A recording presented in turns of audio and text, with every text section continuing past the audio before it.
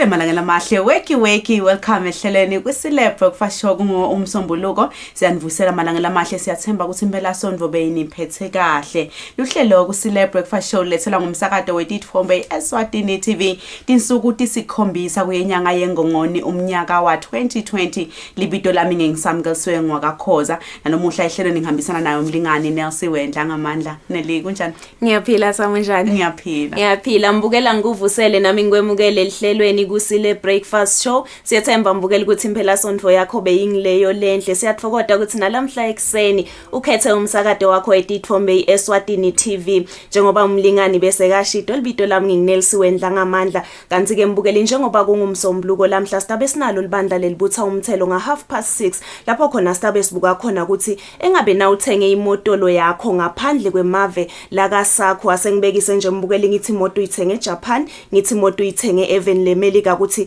engabe kubhekeke ini kuwe edinzabeni temthelo but asitshela sami ukuthi akhona yini ama specifications kulawo ma invoice lota usuke utanawo kunjalo neli siyafuna kuva sivile ukuthi nangabe vele ukithenga la kasakho maybe kwendekani nyalo ke sengithengele ngaphandle kwasakho yini legadzekile ke mingi imthengi vele athini ongela ama processes nelefuna ukuthi ngohambe before imoto yami igcine ifike lapha even impela sami kanti ke mbukela ukhumbule ukuthi sitalivula line lapho khona utawukhona kushaya khona nawe utibutele lokho longatibutela kona inombolo yithi 76568333 76568333 ukhumbule mbukela ukuthi na ushaya wehlise emaphaphu ukuze indzaba yakho itawuvakala kahle kunjalo malanga lamahle njengoba lomuhla kungumsombuluko dabuka donati indzaba temidlalo phela njengoba elangeni la itolo licembu lapha event laseSwatini Young Buffaloes isimelele kahle yashayina yaphakamisa umjeka welive laseSwatini lapho khona ishayina idlale ngekulingana nelive lapha eBurundi nelicembu lapha eBurundi ili messenger lapho khona nelise ku first round of the CAF Champions League sakuva thengabe vele neli from now sekwendekani phela iBuffalo isimelele kahle lesilive laseSwatini kakhulu sawo sisi nje congratulations kuye Young Buffalo sibonile idlala kahle kakhulu nalapha eveni njengoba ngeminyaka wa 2018 2019 sibonile ithatha yona iSwazi Bank Cup iminyaka ilandzelana lokusho ukuthi impela siyethemba ukuthi nana seyidlala nalo licembu leAS Vita awitawuvele yes we are hoping and the reigning champions are MTN Premier League so we are hoping ukuthi I vele we'll keep our fingers crossed siyethemba ukuthi bafana batasimelela kahle kunjalo malanga lamahle is3:06 lesikhatsa manje sayet itolo sibuya netindzaba tefuthi ekucala talo suku Kusile good morning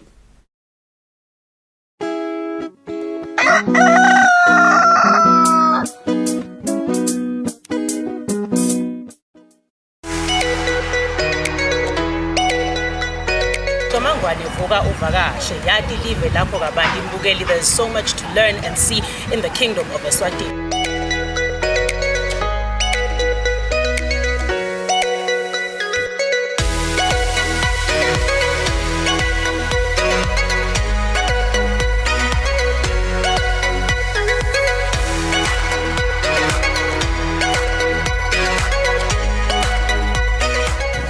futhi sikhuthata kona ukuthi nawe wati live lapho kabandi nalokuhle lokwendekako lapha eveni la kaNgwane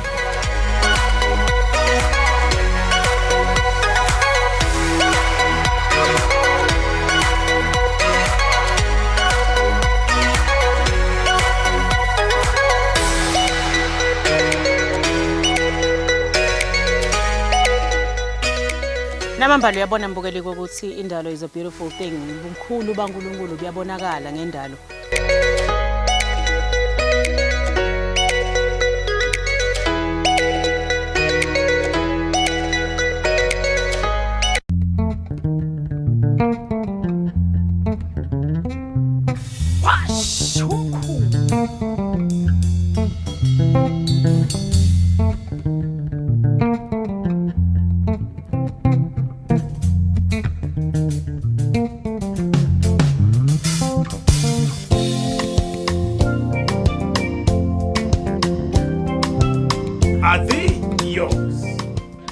Ngabukela ke washa umkhukhu every Sunday at 3 p.m.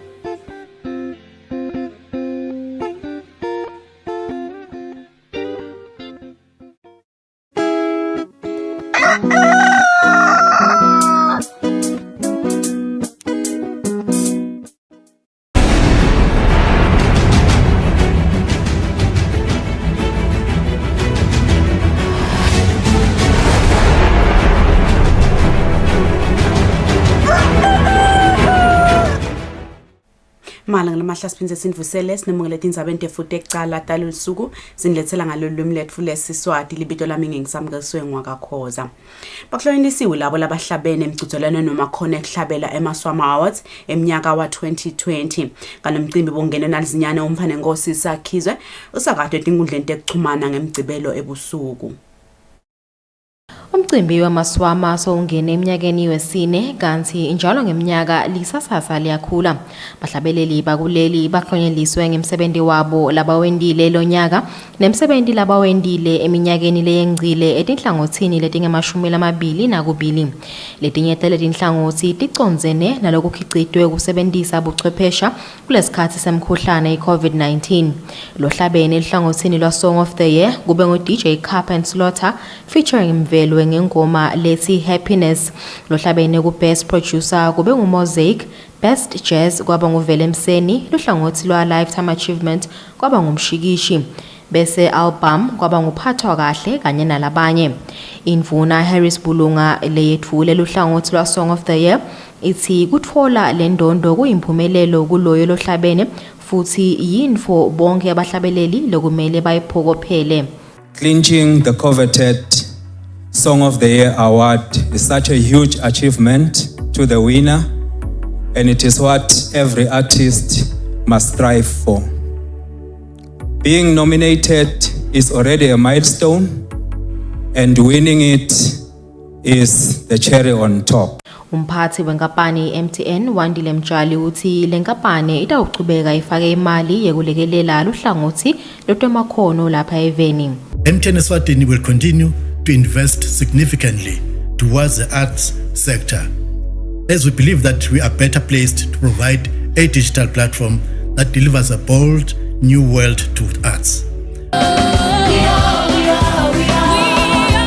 Labananzise ngemculo kulomcimbi kube bahlabeleli bakuleli labafaka ekhathi Mandisa, Zoe Genesis, Vele Mseni nalabanye. Etindzabeni kubika lungulela makakula titfombe tfolakale ka YouTube.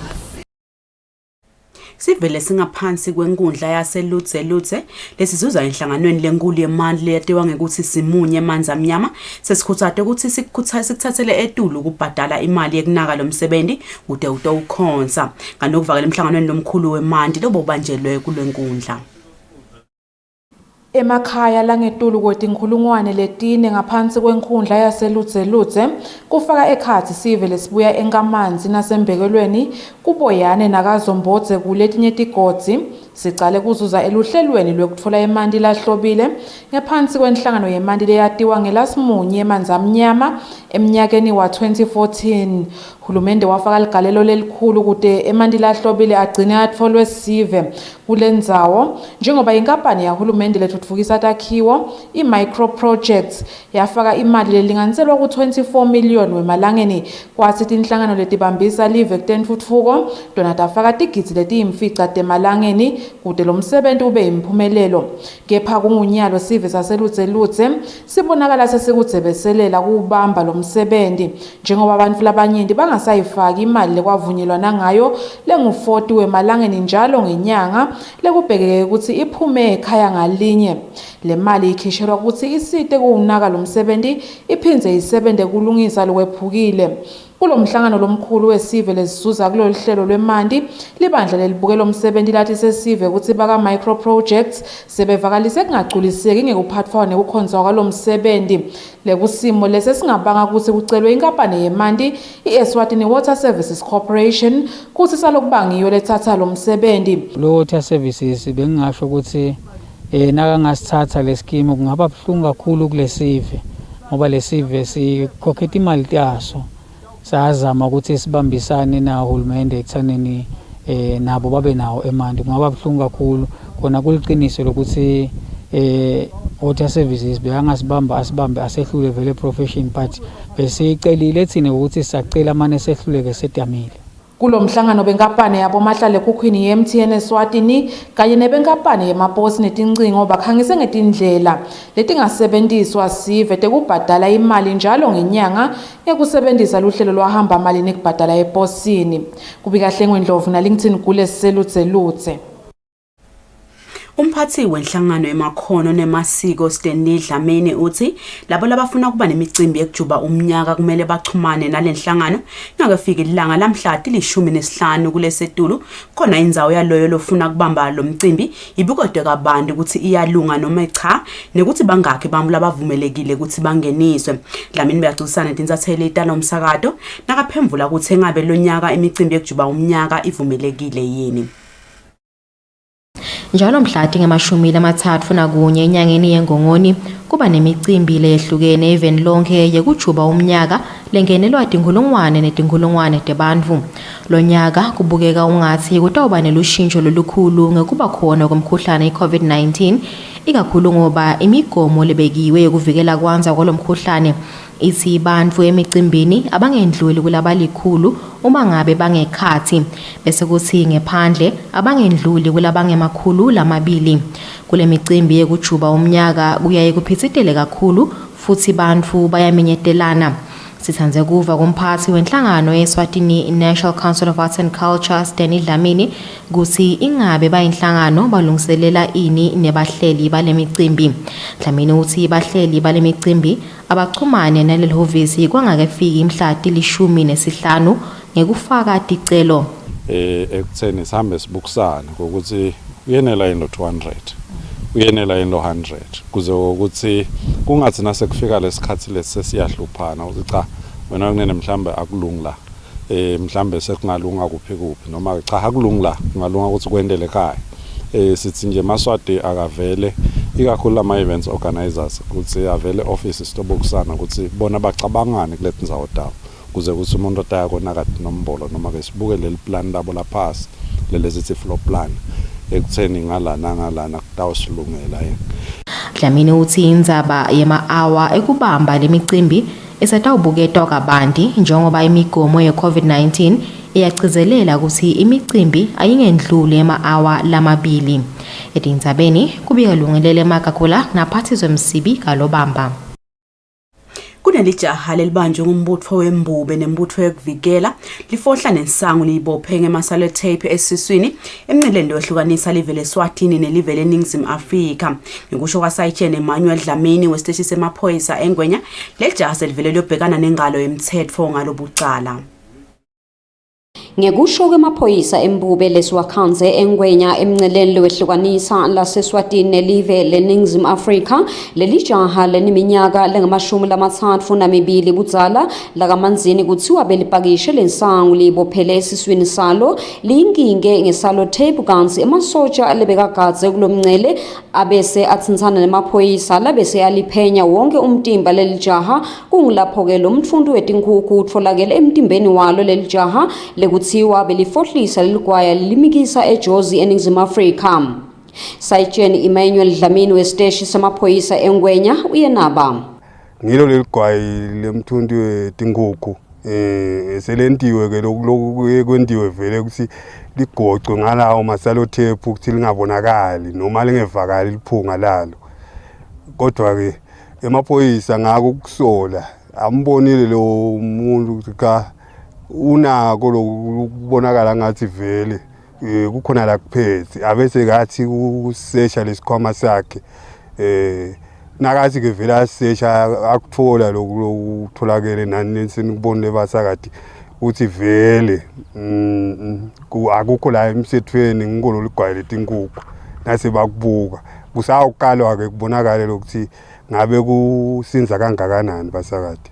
Dlamini uthi bunyenti kakhulu bucala lobendekalako kulomncele lobufaka ekhansi kufohla kuphuma nemphahla lengekho emthethweni njengayo lensangu lide-ke bantfu bahlale becwayiswa ukuthi abaphume ekeni lelisemthethweni nangetimpepha letifanele ngoba lokhu kubafaka engotini yekuphuma bangakahlolwa ukuthi beteni lomkhuhlane i-COVID-19. Dlamini uvetile ukuthi leli jaha lelibese lithathwa imoto lemaphoyisa kubhekeke ukuthi liyovela embi kwamanje wasembabane ngemsombuluko. Umbiko uhlanganiswe ngizodwa Dlamini na Fortune Dlakamandla eNgwenya. Mahlale esongeni wesive nembutho etekuvikela tengetile Khumalo bexwayisa sive ukuthi asicaphele imotolo lemnyama ngelibala yehlobo leHonda Fit ledede inombolo lekuthiwa ibamba sive inkunzi engwenya emnceleni wehlukanisa live laseSwatini nelive labomakhelwane eNingizimu Afrika kanti tigilamkhiwa bathi diveta kwangathi tingemalunga alombutho indvo lengasiyonani liqiniso. Igameni lembutho kwemasotsha eveni laseSwatini umthu akathathe lethuba kucacisa akubeke ebaleni ekutheni kude indlela le emasotsha engwenyama uma asemsebentini angatholakala ngayo sekasebenzisa lehlobo lemoto lokhuluma ngayo lweHonda Fit. Sizathu uma kutawuba nesidingeko semotolo etindzaweni tetfu tekusebentela lokufaka yona ekhathi imincele sive siyawubona ngayo imibala letayilekile yempi ngalokunjalo netinombolo leteyimbethe ema-number plate latayilekile empi. Egameni ke layo impi umthu angathatha lethuba lekucwayisa kito letigila mkhuba kokuthi awu bekunene iyawulala ibonene impela uma niyawutholakala kuleto ndzawo tetfu tekusebentela. Sekungaba kunxusa ke nakiso nje sive lesihlala khona emacenseleni kokuthi phela asingalibali nathi kusiluma indlebe uma sibona lo monakalo lofana nalona. Umxhumanisi wesive nemaphoyisa aphindile vilakade uthi baphathi bemaphoyisa ngekubambisana ngapane emagesi kuleli bayisebenta indzaba yokucisha kwagesi kuletinye tindlu temaphoyisa kanti lokho kulandzela ukuthi imali yagesi sola ibhadalwa emagesini. Singemaphoyisa asikasaleli ngaphandle etinkingeni labhekene nato uhulumende lokufaka ekhathi kona kubhadala kwabo bogezi. Noko ke njengaloko kuyinvole ngekhathi kithi bese sikhulumile nawo emaphoyisa kuwatisa ngalesimo nekubacela bekunene ukuthi basibeketelele lesimo njengaloko vele siyasebenta busuku nemini sibambisene naye uhulumende kanye nayo futhi inkampani yemagezi. Siyathemba ukuthi kungasizo sikhathi lesingakanani kutawubiyela simo sibe sendzaweni yaso. Kungaba nje kuchubeka sibacele bekunene ukuthi lesi simo lesingakwehlela noma usekhaya kakho ukhanze ukuthi ngetinkinga lethite sekubabete gezi akube khona vele indlela lebese siyadetama kwenda ukuthi sikhone ukuchubeka nako kuphila. Siyaconza lokho ukuthi kusigongonyo kangakanani noko ngeke vele silale size sibiyelele simo endzaweni. Emakhaya lalikhulu nemashumi lasikhombisa esigcineni ngaphansi kwenkundla yasemahlangatsha kubheka ukuthi nakusuka umnyaka lotako abese katfola imandi lahlobile ngalokho vete ngusihlalo elikomiti libuke kwakhiwa kwelidamu kulendzawo Charles Zwane. Sekushoda nje ukuthi sale kufakwe imandi kuleli damu leselivele ligujiwe enyanga yangabhimbidvwana eminyakeni lotako kubheke ukuthi itakhamuti yasesigcineni ngephansi kwenkundla yasemahlangatsha tiqale kutfola imandi lahlobile. Ngekusho kwasihlalo welikomiti libuke kwakhiwa kwaleli damu Charles Zwane takhamuti tibheke ukuthi tiphindze tinisele netitshalo uma lo msebenzi sowuphelile. Nase kufika isikhathi sehlobo ke ulinywa ummbila labanye batawuchubeka nawo ngoba la kethi ummbila ulinywa ubusika nehlobo solokusenjeta. Kungako ke sitholela amandi lawa sijabula kakhulu nje kakhulu impela kakhulu manene ngeke nibone ukuthi sijabule ngakanani. Noba ungeva lo mnye umuntu lengaphandle akukhuluma kabi lokho kodwa enhlitweni tethu sijabulile. Banawo labanye lawo tihoshi njenganyalo ehlobo ayaphela. Shothi ke lawo ngiyacabanga senguni naphakathi le. Sekutaba kithi nje usiphathe kahle siwasebenzise kahle. Sibe nalo khulumisana kubethe umuntu obese udosele ecenge kodwa ngicabanga ukuthi utaba khona ngoba semumdzela umgami siuhamba. Leli damu laqala kwakhiwa ngeminyaka wanga-2016 kodwa ngenxa yokuswelakala kwetimali lo msebenzi bekahle ema etindzabeni Eswatini TV kubika Fortune Dlangamandla nginazodwa Dlamini sesigcineni. Sive semaswati siyexwayiswa ukuthi siugweme umkhuba yokunyathela sifundisa lomunye umuntu setshenziswa indlela tebuchwephesha phecelezi social media ngoba lokho kubucala kanti lokho kusho uNicholas Jede lobukethi indzaba tebucala emaphoyiseni kusetshenziswa dona indlela tebuchwephesha. Kulandzela kwanza kwemkhuba wekunyatsela sitfundise labanye bantfu kusebenziswa tekuchumana pheceleti i-social media lapha eveni lobuke lobucala lobu emaphoyiseni Nicholas Jele utsi kulicala futhi kukhombisa kungahloniphi kukhipha sitfombe semuntfu ngaphandle kwemvume yakhe tekuchumana noma ngabe lowo muntu ujabulile noma ngabe aphathekile ngakho ke sive asiugweme lo mkhuba. Licala lelo lekwekuthi sithundisa lomunye umuntu noma ke iprivacy yalomunye umuntu yendeleke phasi noma iinvadeke bese kwentiwa leyo publication bo social media. I-social media ke singasho ukuthi i-cyber space ngako ngalamanye amagama siyakhona labantu ukuthi umuntu aboshwe nangabe kusho ukuthi udeprive lomunye iprivacy yakhe wayeneka kuma social media noma ke wakhuluma ngaleto ndzaba lokungakafanele sakhulume ngato. Singasho ukuthi vele kulicala, it's a criminal offense. Kwekucala nje ungaboshwa ngalelo cala lelo uhambe uyodonsa ejele ngekuthi wendele phasi sithundi salomunye umuntu noma iprivacy yalomunye umuntu. Jele uthi uyethemba ukuthi nase uphasisiwe umthetho losakhankanywa i-cyber crime bill eParliamente butawuncipha lobucala lobunjengalobu lapha eveni. Akhona emacala labikiwe emaphoyiseni lapho khona kucekelwe phansi sithundi sebantu noma kwa-invadwa iprivacy yabo. Akhona lesinawo noma ema-statistics singenawo losikhuluma kwamanje kodwa nje akhona emacala la njalo vele ayaphenywa and bantu batawushushiswa. Ngiko-ke sisikhipha lesixwayiso kuya kiso sonke sive ukuthi awube kunene kulicala kucekela sithundi semuntu phansi kulicala ku-invada iprivacy yemuntu. Jele ucela sive ukuthi sisebenzise kahle tekuchumana ngaphandle kwakunyatsela lilungelo lemuntu nekucekela phansi sithundi semuntu ngoba lotawutholakala enda lobucala lobu umthetho utawithatha indzawo yawo. Umbiko uhlanganiswe ngizodwa Dlamini naFortune Dlangamandla edolobheni eMbabane. Bantfwana besikolo lesikhulu iLondunduma bahlangene batawukhulumisana ngendzaba yokulungiselela kuvulwa kwetikolo eminyakeni lotako. Kanti kulomhlangano lokube indzaba mlonyeni kube indzaba yemali legonota bamphana belibanga la form 1, form 2 kanye na form 4. Batali besikolo lesikhulu sakalondunduma bahlangene nathishela nhloko kanye nelikomiti lesikolo utawukhulumisana ngekuvulwa kwelibanga la form 1, form 2 kanye nelibanga la form 4. Inkinga lenkulu beyikhulunyiswa indzaba yemali letsingakalako yebantfwana labafundza kulesikolo. Thishela nhloko kulesikolo futhi Ngcobo uthi lesikolo kulesikhathi sibhekene nenkinga yekweswela imali kepha bayethemba ukuthi uma sekufika isikhathi sekuvulwa kwetikolo konke kutawuhamba kahle. Ingcikitsi emhlangano wethu bekusicela abatali baka form 1, form 2, form 4 kuthi masivula kulomnyaka lotako emahlebeza sisitawucedzela 2020 kanzi ngibona banemali lenkulu yesikolo lengakubo kubenda abalungiselele nabo kuthi batawubhadara njani imali ngaziye yonke eKhisimisi.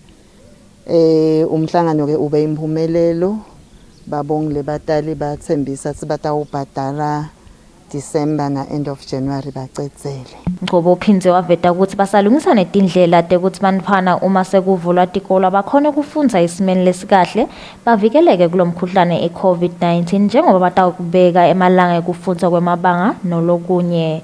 Tindzabeni kubikade emalanga eNdlamini naphathizwe Msibi ekupheleni. Emalunga enkampani likhono lingumnotho acela imindeni emakhaya ukuthi ingabafihli bantfu labakhobatekile ngoba kubafihla kubavalela ematfuba ekufundza emakhono ekutiphilisa. Kanti inkampani beyiphotfula lebebafundzela emakhono endzaweni yasesigabeni. Inkampani liyatema ukuthi likhono lingumnotho iphothule bafundzi bebafundzela emakhono etandla labalishumi nemfica ngaphansi kwendzawo yaseGebeni. Le nkampani legcile kakhulu kubantfu labakhobatekile ukuthi bafundzele emakhono etandla bakhone kutiphilisa. Bebafundzela ke emakhono lafaka ekhatsi kwakha tinsipho kuthunga nalokunye lokunengi. Mary Mpamani lobukete kumaketha kule nkampani ukuthi bantfu labakhobatekile kabasufihlwa emakhaya ukuthi bakhone kufundzela emakhono ekutiphilisa baphile njengawonke umuntu. Especially labakhobatekile basalela emuva emakhaya lamaningi ababakhiphele ngaphandle kanti nabo bayadzinga lokuthi bangakhona ukutisebentela ukuthi batotfola imali. nyalo njena kukhona nje nyalo nje sengabekisa sesikhathi sabo COVID mask siyakhona lokubafundisa ukuthi bangathunga mask bathengise lo 10 rand lotongena kude bekatomupha ahleti ekhaya noma angahlala phasi but angakhona ukuthunga le mask akukhona ukuthengisa athengisele lo munye ukuthi athole singo. Nkosinami Mkhonazi uthi kumsitile impela kufundzela emakhono sawuyakhona ukudiphilisa kanzike sewuthunga netinto letinengi letiyimali lenhle esitolo. Sikhanzela sasasa lilinengi kakhulu besithi nasithi nje siyavela ukuthi sidana naku sibone vele bamfu beta babanengi bafise kufunza lawo makhono ethu ngoba esikhathini esiningi besiye sithi nasihamba la emimangweni nasemiphakathini sikhuluma ngaleli khono ukhanze ukuthi sidiphethe letinto sibakhombisa labantu ukuthi naku lesikhuluma ngako bese umuntu uyasho ukuthi mina ngicela kwendana kwetibi mina ngicela kwendana kokucleana mina ngicela kuthunga bese sibafocusisa kulelo khono labo labanalo siye sithi ke thine abangasuki kulesifiso labe banaso angahawukeli umuntu but ende lokusenhlitweni yakhe babeseke bathola certificate kukhomba ukuthi sebaqeqeshekile ngamakhono. Umsebenzi wamakhono nelivele uthathela etulu futhi liyawukhuthata ngoba bantu bayaphila ngamakhono kwathi ukuthi semancane namathuba ekucashwa. Etinzabeni ngingiyani Msibi eGebeni.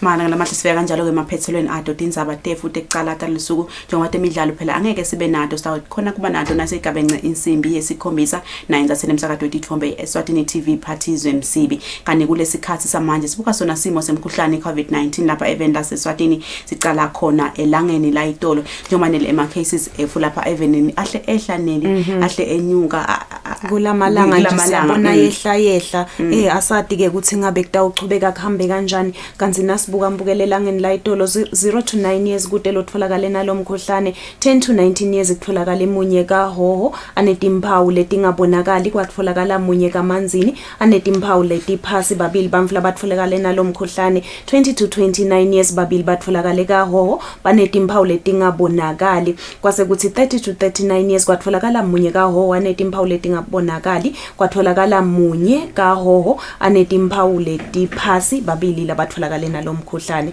bese kuthi 30 to 39 kutfolakale munye kahoho anganetimphawu letingabonakali kwase kuthi kwatholakala munye futhi kahoho babili bamfla batholakala nawo lo mkhuhlane kunjalo nelamuhla sibuka nje tifundza letimbili kuphela sibuka hoho sibuke namanzini kuphela lokusho ukuthi letinye tifundza shiselo naselubonjeni bekude bamfla batholakala nawo lo mkhuhlane kanale timo nesibuka asymptomatic na mild kuphela elangeni lalo muhle. Now moving on 40 to 49 kude lofolakele 50 to 59 nakhona kude lofolakele 60 to 69 nakhona kude lofolakele 70 to 79 kude lofolakele na 80 plus kude lofolakele basithupha kuphela nelibamba labafolakela namkhuhlane elangeni la itolo inombolo lephansi sike sanele safika even ko 39 safika ko 20 something so siyabona ukuthi imkhuhlane COVID-19 isengadi kahle ukuthi lesimo lesikuso sikuphe ayehla ayenyuka njengoba nasibuka ama active cases kulesikhathi salomuhla sina 283 bamvule sebaluleme kulomkhuhlane is 6090 and bamvule abashile emhlabeni 122 bamvula abasele kunakekelwa bamfula abasithupha and then itotal yefu isi 6501 lamhla itotal ithi 122 webamvula abashile emhlabeni khona longetekile yes bayakhula bamvu labashonako ngenxa yalomkhuhlane kanzi nasibuka mbukeli ngegender 0 to 9 years ema males ak 170 ahamba embili ema females ak 165 itotal ithi 335 10 to 19 years ema males ak 247 bese kuthi ema females ak 331 ema females ahamba embili itotal ithi 578 20 to 29 years ema males ak 588 ema females ak 756 ema females ahamba embili itotal ithi 1344 kuthi 30 to 39 years ema males ak 819 bese kuthi ema females ak 954 ema females ahamba embili itotal ithi 1773. Now moving on 40 to 49 ikhamba embili ema males gelana athi 626 and then ema females efu athi 584 itotal yefu seyithi 1210 then 50 to 59 ikhamba embili ema males nakhona idifference ayisiyo lele enkulu kakhulu between males and females njengoba ema males efu athi 393 ema females efu athi 351 then itotal yefu ithi 744 and then 60 to 69 ikhamba embili ema females athi 185 ema ama-males efu asi 143, itotal yefu sesi 328. 70 to 79 ikhamba embili ema-males asi 86, ma-females efu asi 64, itotal yefu is 150. 80 plus ikhamba embili ema-females asi 27, and then ema-males efu asi 12. So dosimile neli ku 80 plus la ku 27 nalo 12, and then itotal yefu is 39. Siyabona neli nema-males efu safika vele ku 3000. Yebo, ma-females efu asi 3.4 lana 3084. Uyabona ukuthi solo achubeka abangilawo lakhula. Solo ayakhula. Kanti ke mbukeli nasibuka ngetifunza Manzini uku 2978, Hoho uku 2428, Lubombo luku 571, Ishiselweni ik 524. Kunjalo nini siyambona Libombo nana Shiselweni solo bachubeka bashiyana noma lamuhla kuleti balo taselangeni la itolo dayo invuna yetempilo kude lofolakele khona kepha yambona ukuthi Libombo solo uyachubeka uyakhula uyashiyana kancane nayo Ishiselweni lekude lesingakusho lokunganani ukuthi sive semaswati sichubeke silandzele yonke imigomo lekubeka ngihulumende welive la seSwatini siyachelelana neli siyati avoid indzawo lapho khona kanze ukuthi kude la umoya la ungangena khona kahle siya avoid indzawo la khanza ukuthi khona ku crowded kakhulu. Say festive samu sonke sekunale hype nje ukuthi festive season kucela nje nekunxusa kuye umbukeli kuwo onke emaswati ukuthi asichubeke siyilandzele lemgomo ye COVID-19 singadikhanzi sesiwelele ngale 2021 so khanze ama cases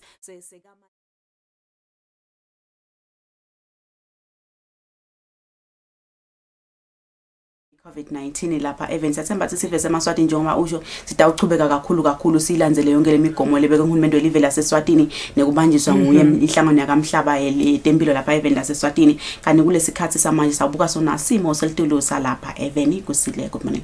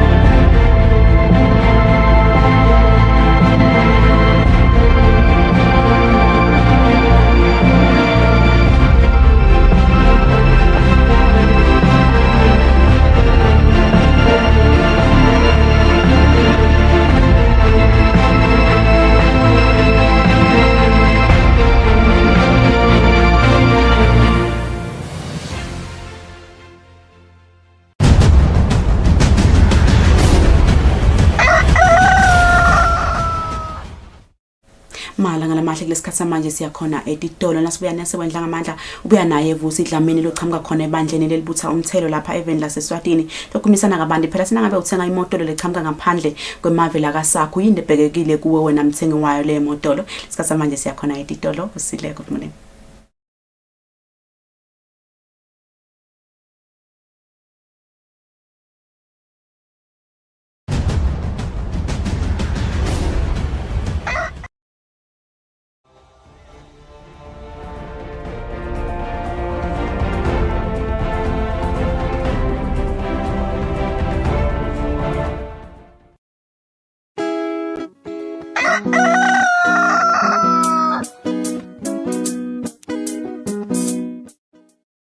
I mean, God had to go at me a number of times before I finally swallowed this.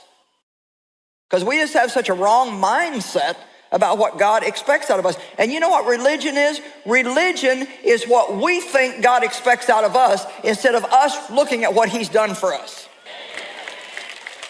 We have worth and value not because of what we do, but because Jesus died for us.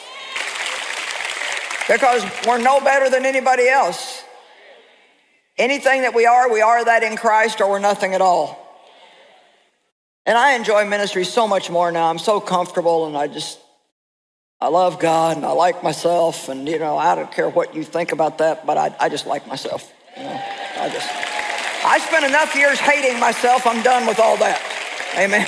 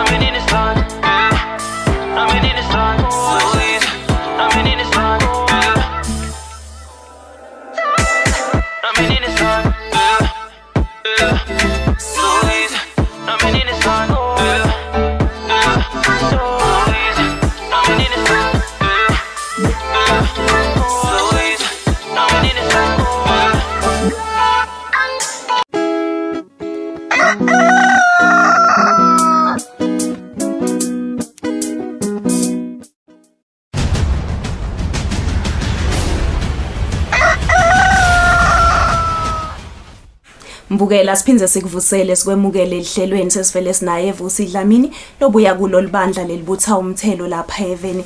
Lota sichazela kabantu uthi nangabe uthenge imoto wayithenga emaveni lede budlelwane bekuthengiselana nelive leSwatini engabe yini lebheke kuwe sikuvusele Nkosi sikwemukele ehlelweni.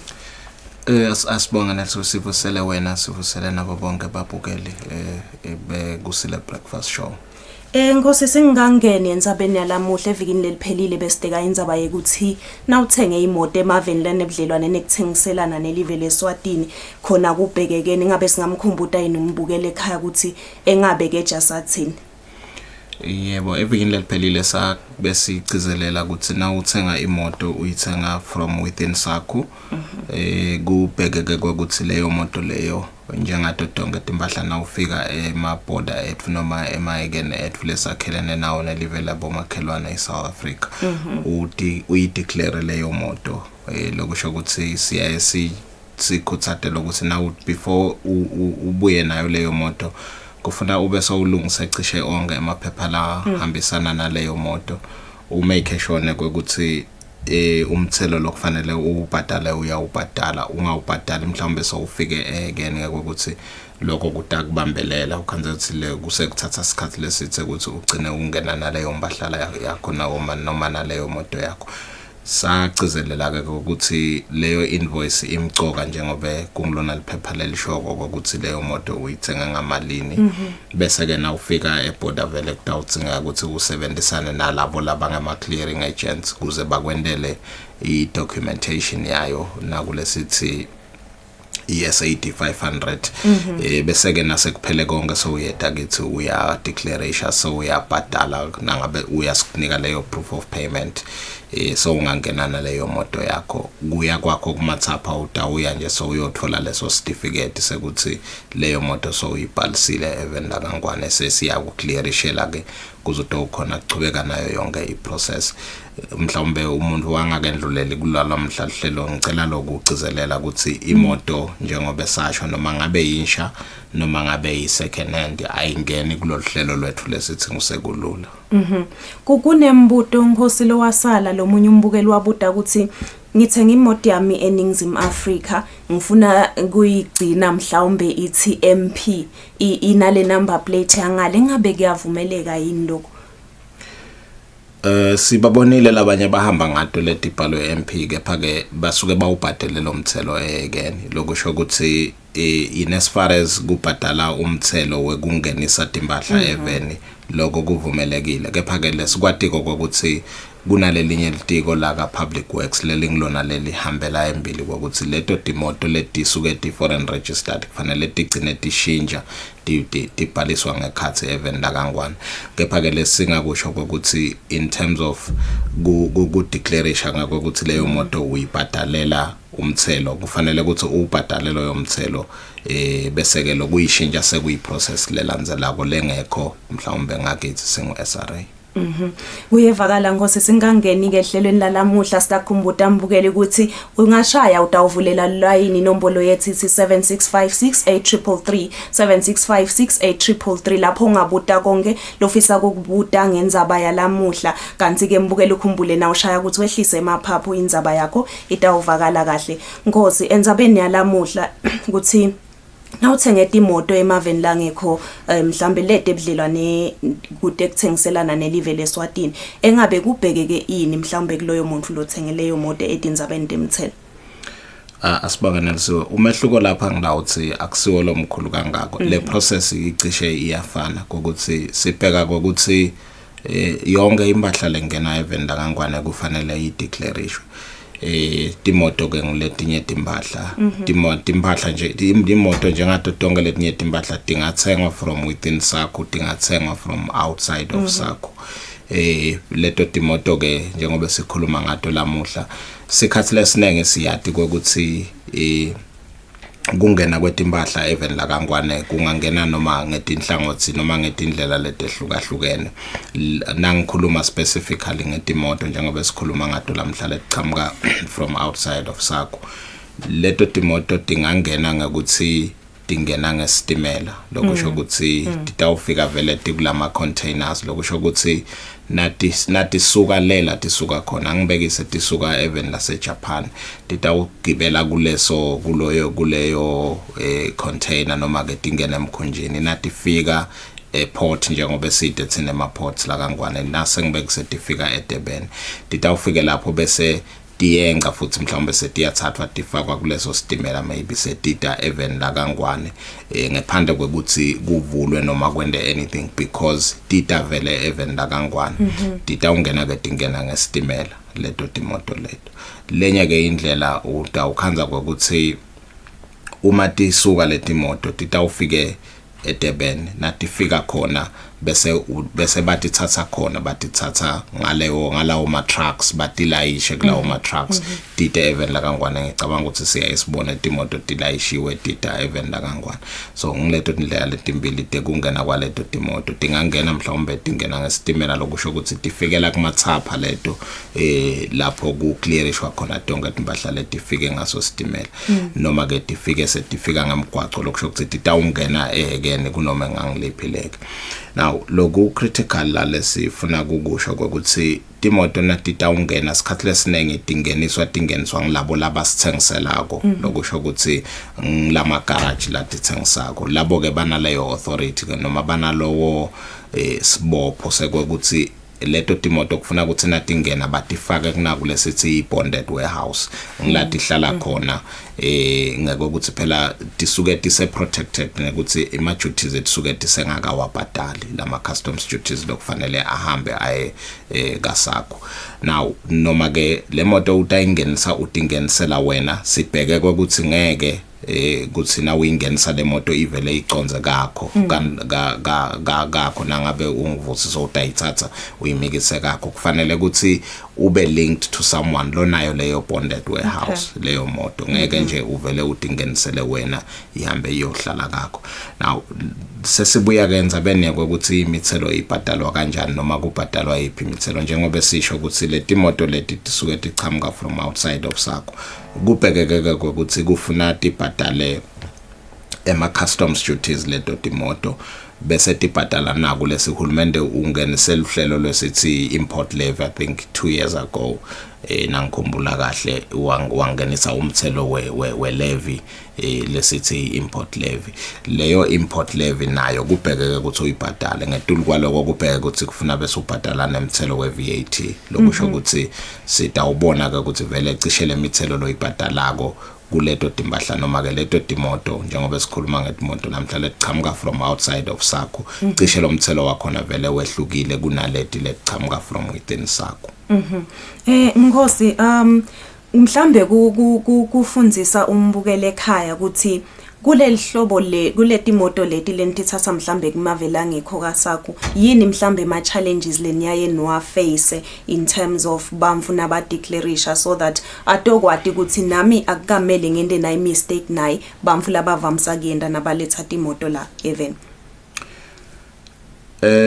sikhathi lesinengi njengoba esisho ukuthi le timoto most of them ngawuthi close to 95% of them or even higher tingena le timoto tingena through laba sithengiselako lokusho ukuthi labo bema garage lesakubona nakusacala ukuthi bowuthola ukuthi kuba nema issues abo under declaration kuleto timoto ukhanza ukuthi le moto uyithenge kuleyo garage eJapan wayithenga ngasengibekise ngemali lengidawuthi naseyiconvertiwe ngu50,000 emalangeni uthi bathina sebayideclaration ke ukhanza ukuthi batayideclaration at a very low value then lokunye lesiya sikubone kulokudinga number ukuthi ukhanza ukuthi bantu sekuba nekuphikisana nathi kakhulu nangabe leyo moto wayingenisa as an individual uthole ukuthi so doubt no phela le moto ngithenga nga 50,000 emalangeni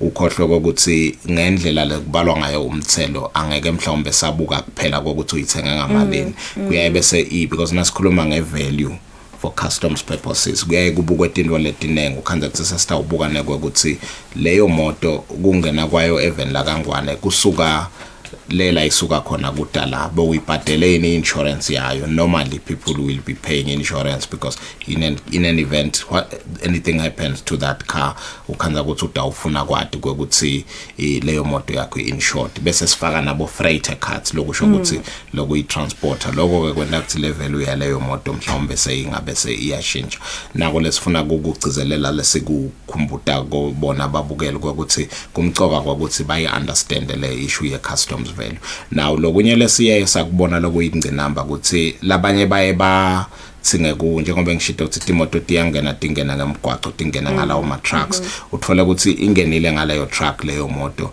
nayifika mhlawumbe emgwaqweni bese ukhanza ukuthi timoto setiyehliswa setinikwa abanikati bato which is again illegal nangabe kwendekile sakukhanza vele lokho unfortunately we will have to impound that vehicle and the cost yekuyithatha back is actually very high and I think we want to emphasize lokho kubabukela ukuthi iprocess yekudeclaration imoto ayilandzelwe ikakhulu nangabe batayithenga as a individuals kanjalo nalabo labatithenga ema garage siyacela lokho ukuthi labe ema garage kube ngibo labatasibambisa basangenisa leto timoto mhlawumbe nalisiwe umuntu anga emphasize nanako lokulishintsho lolethwe ngiyo iministry yaka finance ngato timoto siyakhumbula ukuthi kuke kwakhulunywa inzaba yabo 15 years nabo 12 years I think the ministry has issued a gazette le effective December lelesi mhla ka1 lethi kwecala leminyaka itawushinjwa from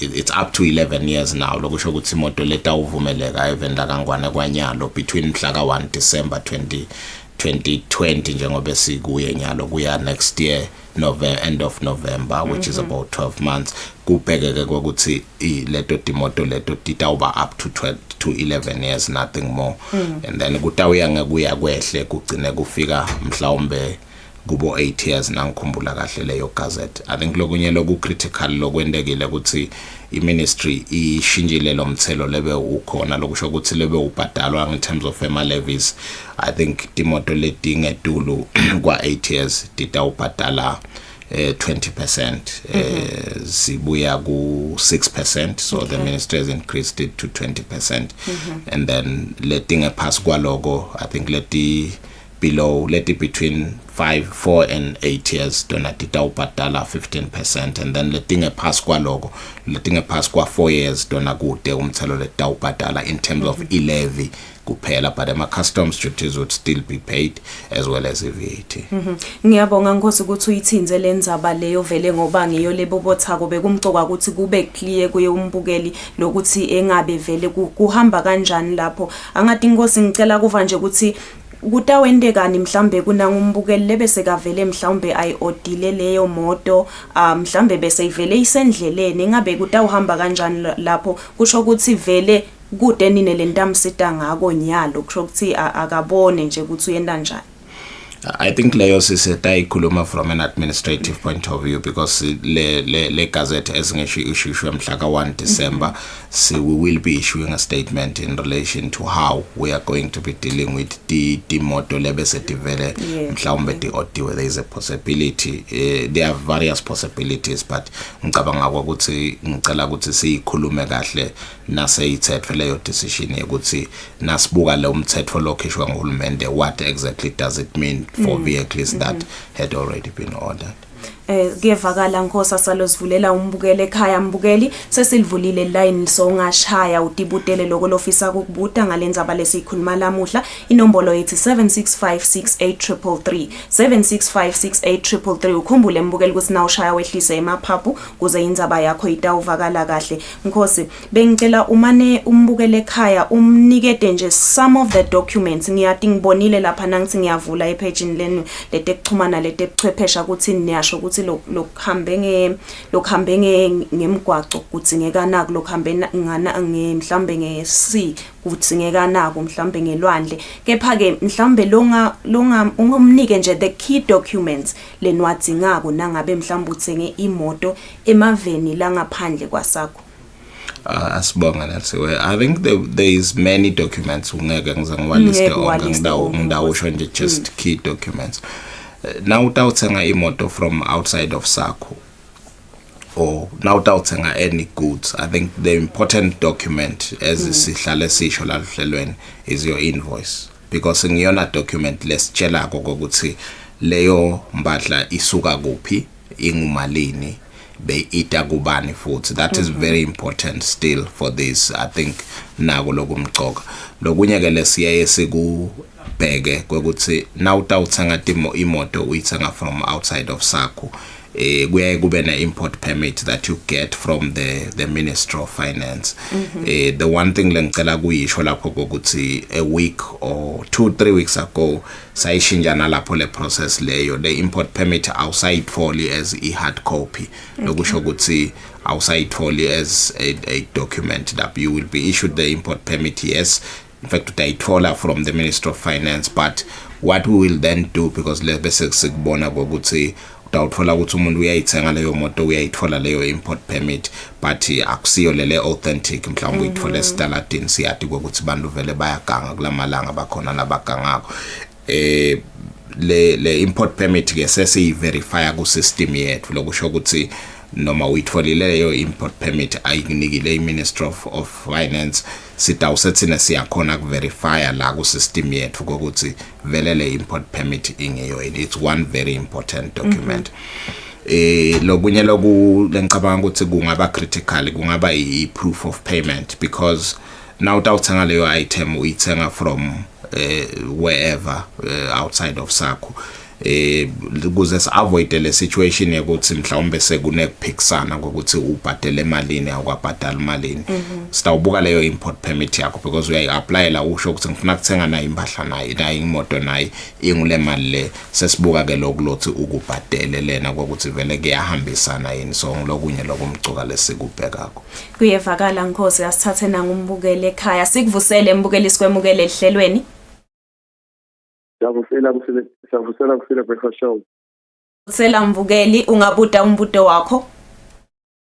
Yes, lapha ngicela ukubuta kule ndzaba uwayichaza unangeni leya ukuthi uthenga imoto ya 50,000 ngiyabhekisa 50,000 bese ke mase bayilethanga lapha abafuni lokuzothola 50,000 kuba naletinye izinto lapho sebayatinga ukhanze ukuthi wena ubhadala level that is more than the actual value of the car.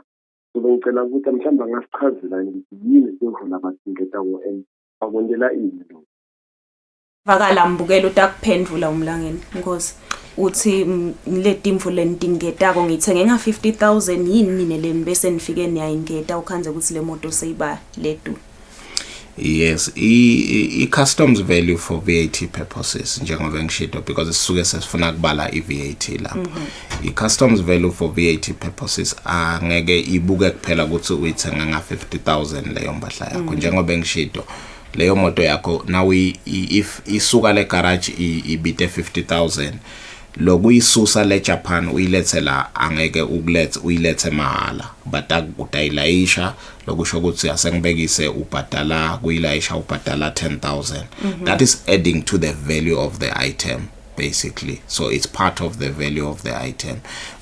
Utawukhanda ukuthi utawubhadala nabo insurance ngakuthi you are worried ngakuthi if something happens to the vehicle ufuna ukuthi i-insurance ikhona ukuthi ikubhadalele leyo noma ke ikubhadale leyo mali yakho so naleyo mali leyo ngibekise kutawuba 5,000 insurance ngiyabekisa kusho ukuthi when we talking about customs value nase sitawubala le VAT vele stam etal of 50,000 which is the value of the item which is the price of the item si ete nabo nema custom I mean ne freight lokusho ukuthi le transport si ete nabo insurance and then ke bese ke sitawukhona ukuthi si calculate le VAT nase saxoxa ngosi sikhuluma ngalama documents kuteke indzaba yekuthi kufune kube nabo invoice ngibonile nangifunza lapha epagini leni ukuthi nangabe ude some of the documents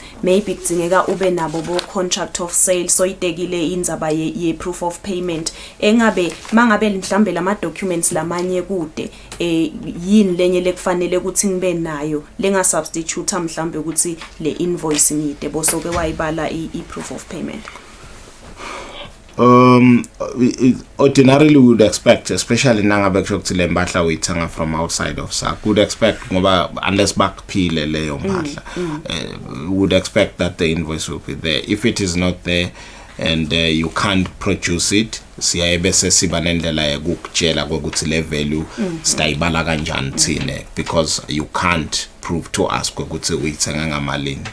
Yes, that is what we would do because that would be the substitute if you wanted, if we were to put it that way. Good see, you uyithengile le moto yakho in Japan, but so le proof ya ukuthi ibe malini, which is I think very unlikely. But in an event kwendeka vele sitawusesibuyela kule ndlela yesibili yekucheckela ukuthi ivalue yale moto yakho lo ilethile ingimalini. Let's not look at this as if it's something complicated. It is not. If you are bringing in a Toyota Corolla ngiyabekisa ya 2011, it is known ukuthi i-Toyota Corolla ingimalini. There is a value yayo, so it's not something that is complicated. Yes. Engabe ngathanza kuthini inkosi kuso sive semaswati lesitawuthenga leto timoto letingekho mhlambe emaveni la ngekulete ebudlelwane bekuthengiselana nelive leSwatini sesitawuhamba nje ngoko. Yes, I think lengaku emphasize ukuthi before you decide kuhamba uyo labanye they go to the internet but ithenga lapho. If when you decide, do consult with the SRA. Sitokhona kukuchazela ukuthi kutawubhekeka ini nani naso utawuletha leyo moto, especially nangabe utatithengela as an individual. But if you are going to be buying it from the garages, then it makes it much easier because at least labo sibafunzisile in terms of what is expected. Bona kuya kubo usuke so uya nje ukuthi uyothenga. Lokunye lesikunothile ke which we would want to warn bamvu ngako ukuthi bayatithenga let moto ukhande ukuthi uyithengile kumuntu but kunelisiwe ngiyabekisa but leyo moto ukhande ukuthi ayizange ihambe yonke le process yekuclearisha bese later on so utikhanza so naleto dinginga nalapho singathi na utayithenga leyo moto make sure ukuthi uyachecka nasemaphoyiseni ukuthi vele akusiyo yini imoto le yatiwa ngako ukuthi kunemgunyathi lothite lo wendiwa kuyo leyo moto usichecke nathi ukuthi vele ya register yini noma ke yawubhadala yini umthelo na ingena even la kangwana sikubonile labanengwe kukhanza ukuthi sebana leto dinginga leyo moto ukhanza kuthina siyithola emgwaqweni sesiyayithatha nalo muntu lo layithenga kuye akasamati ukuthi ukuphi then sekuba i-issue between thina naye leyo muntu because at the end of the day thina le stuck expect ukuthi leyo moto kufuna ukuthi uyibhadalele umthelo accordingly. Sibonge kakhulu Nkosi kuba nathi elihlelweni. Siyabonga kakhulu sisi. Maswati lamahle njengoba sentivele libandla lelibutha umthelo lithi uma ngabe ufuna ukuthenga imoto emaveni lede ebudlelwane bekuthengiselana nelive leSwatini kumcoka ukuthi mhlawumbe ude kulo lelibandla utovisisa ukuthi engabe ungenda kanjani libandla lithi litivulile etandla kulesikhathi sitawubuka simo semgwaqo lapha eveni sitawubuya netindzaba desibili telusuku.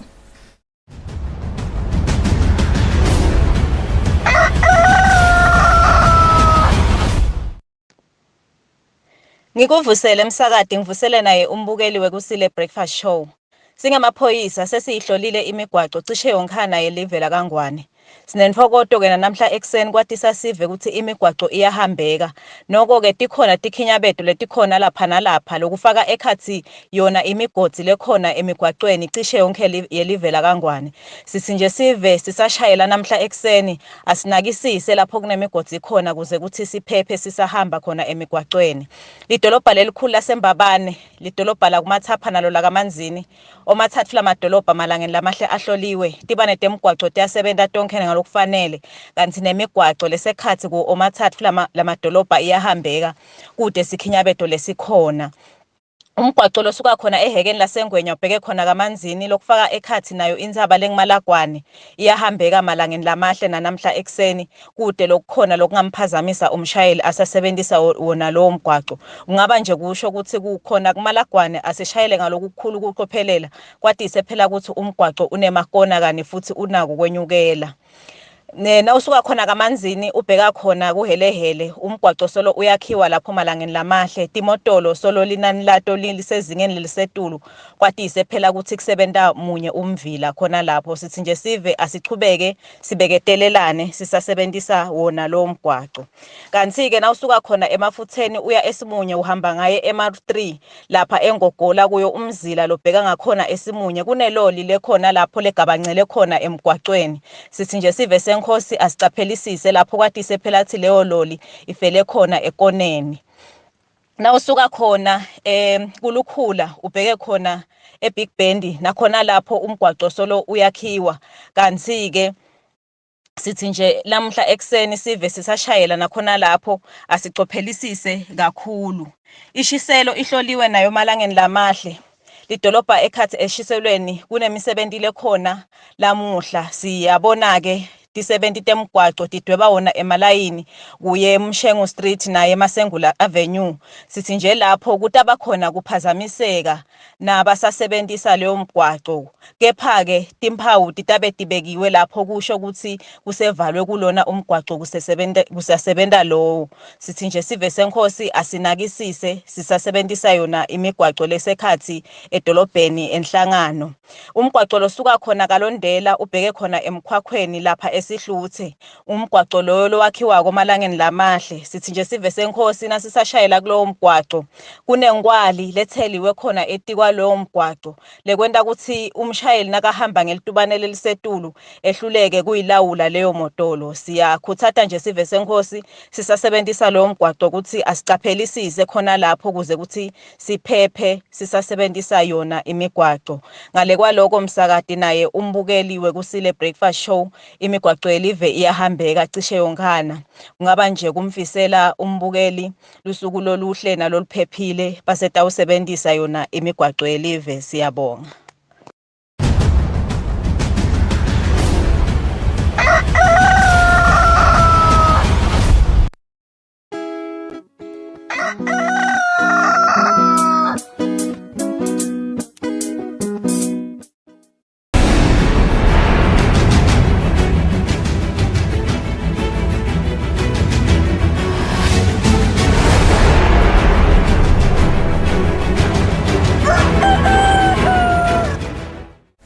Mbukela sikuvusele siphinze sikwemukele lihlelweni kulesikhathi sitawubuka tindzaba. Libito lami nginginelisiwe Ndlangamandla. Bakhomanyelisiwe labo labahlabene emchuthelwaneni wemakhono ekuhlabela eMaswama Awards eminyaka wa 2020. Lo mcimbi lobo ungenelele izinyane umfana Nkosi esakhizwe usakadwe etinkundleni tekuchumana ngemgcibelo ebusuku. Umcimbi wamaswama sowungena eminyakeni wesine kanti njalo ngeminyaka lisasasa liyakhula. Bahlabeleli bakuleli baklonyeliswe ngemsebenzi wabo labawendile lo nyaka nemsebenzi labawendile eminyakeni leyengcile etinhlangothini letinge-22. Letinye letinhlangothi ticondzene nalokukhiqidwe ukusebenzisa ubuchwephesha kulesikhathi semkhuhlane i-COVID-19. Lo hlabene enhlangothini lwa Song of the Year kube ngo-DJ Cup and Slaughter featuring Mvelo ngengoma lethi Happiness. Lo hlabene ku Best Producer kube nguMosaic, Best Jazz kwaba nguVele Mseni, lo hlangothi lwa Lifetime Achievement kwaba ngumshikishi. bese album kwaba nguphathwa kahle kanye nalabanye. Indvuna Harris Bulunga leyethule luhlangothi lwa Song of the Year ithi kutfola le ndondo kuyimpumelelo kuloyo lohlabene futhi yinfo bonke abahlabeleli lokumele bayiphokophele. Clinching the coveted Song of the Year award is such a huge achievement to the winner, and it is what every artist must strive for. Being nominated is already a milestone, and winning it is the cherry on top. Umphathi wenkampani MTN Wandile Mtshali uthi le nkampani itawuchubeka ifake imali yekulekelela luhlangothi lotwemakhono lapha eveni. MTN Eswatini will continue to invest significantly towards the arts sector, as we believe that we are better placed to provide a digital platform that delivers a bold new world to arts. Labananzise ngemculo kulomcimbi kube bahlabeleli bakuleli labafaka ekhathi Mandisa, Zoe Genesis, Velemseni nalabanye. Etindzabeni kubika lungulela makakula titfombe tfolakale ka YouTube. Sivele singaphansi kwenkhundla yaseludze lesizuza enhlanganweni lenkulu yemandi leyatiwa ngekuthi simunye manzi amnyama sesikuthathwe kuthi sikuthathele etulu kubhadala imali yekunaka lomsebenzi kude ute ukhonsa. Emakhaya langetulu kwetinkhulungwane letine ngaphansi kwenkhundla yaseludze kufaka ekhathi sive lesibuya enkamanzi nasembekelweni kuboyane nakazombodze kuletinye tigodzi sicale kuzuza eluhlelweni lwekutfola imandi lahlobile ngaphansi kwenhlangano yemandi leyatiwa ngelasimunye emanzi amnyama emnyakeni wa 2014. Hulumende wafaka ligalelo lelikhulu kude emandi lahlobile agcine atfolwe sive kulendzawo njengoba inkampani yahulumende letfutfukisa takhiwo i-micro projects yafaka imali lelinganiselwa ku-24 million wemalangeni kwasi tinhlangano letibambisa live kutentfutfuko tona tafaka tigidzi letiyimfica temalangeni kude lo msebenzi ube imphumelelo. Kepha kungunyalo sive saseludze sibonakala sesikudzebeselela kubamba lo msebenzi njengoba abantu labanyenti bangasayifaki imali lekwavunyelwana ngayo lengu-40 wemalangeni njalo ngenyanga lekubhekeke ukuthi iphume ekhaya ngalinye. Le mali ikhishelwa ukuthi isite kuwunaka lo msebenzi iphindze isebente kulungisa lokwephukile. Kulomhlangano lomkhulu wesive lesizuza kulolu hlelo lwemandi libandla lelibukela umsebenzi lathi sesive ukuthi baka micro projects sebevakalise kungagculiseki ngekuphathwa nekukhonzwa kwalomsebenzi lekusimo lesesingabanga ukuthi kucelwe inkampani yemandi iEswatini Water Services Corporation kuthi salokubangiyo lethatha lo msebenzi. Lo water services bengingasho ukuthi naka ngasithatha leskimo kungaba buhlungu kakhulu kulesive ngoba lesive sikhokheta imali yaso. Sazama ukuthi sibambisane nahulumende ekuthaneni nabo babe nawo emandi kungaba buhlungu kakhulu kona kuliqiniso lokuthi water services beyangasibamba asibambe asehlule vele profession but besicelile thina ukuthi sacela amane sehluleke sedamile. Kulomhlangano benkampani yabo mahlale kukhwini yeMTN Eswatini kanye nebenkampani yemaposi netincingo bakhangise ngetindlela letingasebenziswa sive tekubhadala imali njalo ngenyanga yekusebenzisa luhlelo lwahamba mali nekubhadala eposini. Kubika Hlengwe Ndlovu na LinkedIn kule seludze. Umphathi wenhlangano yemakhono nemasiko Stanley Dlamini uthi labo labafuna kuba nemicimbi yekujuba umnyaka kumele bachumane nalenhlangano kungakafiki ilanga lamhla 15 kulesetulu khona indzawo yalowo muntu lofuna kuba nalomcimbi itawubukweta kabandi kuthi iyalunga yini noma cha nekuthi bangakhi bamvu labavumelekile ukuthi bangeniswe. Njalo mhlati nge-30 nakunye enyangeni yengongoni kuba nemicimbi leyehlukene even lonke yekujuba umnyaka lengenelwa tinkhulungwane tebantfu. Lo nyaka kubukeka ungathi kutawuba nelushintsho lolukhulu ngekuba khona komkhuhlane i-COVID-19 ikakhulu ngoba imigomo lebekiwe yokuvikela kwanza kwalomkhuhlane ithi bantfu emicimbini abangendluli kulabalikhulu uma ngabe bangekhathi bese kuthi ngephandle abangendluli kulabangemakhulu lamabili. Kule micimbi yekujuba umnyaka kuyaye kuphitsitele kakhulu futhi bantfu bayaminyetelana. Sithanze kuva kumphathi wenhlangano yeSwatini National Council of Arts and Culture Stanley Dlamini kuthi ingabe bayinhlangano balungiselela ini nebahleli balemicimbi. Dlamini uthi bahleli balemicimbi abachumane naleli hovisi kwangakefiki imhlati 15 ngekufaka ticelo.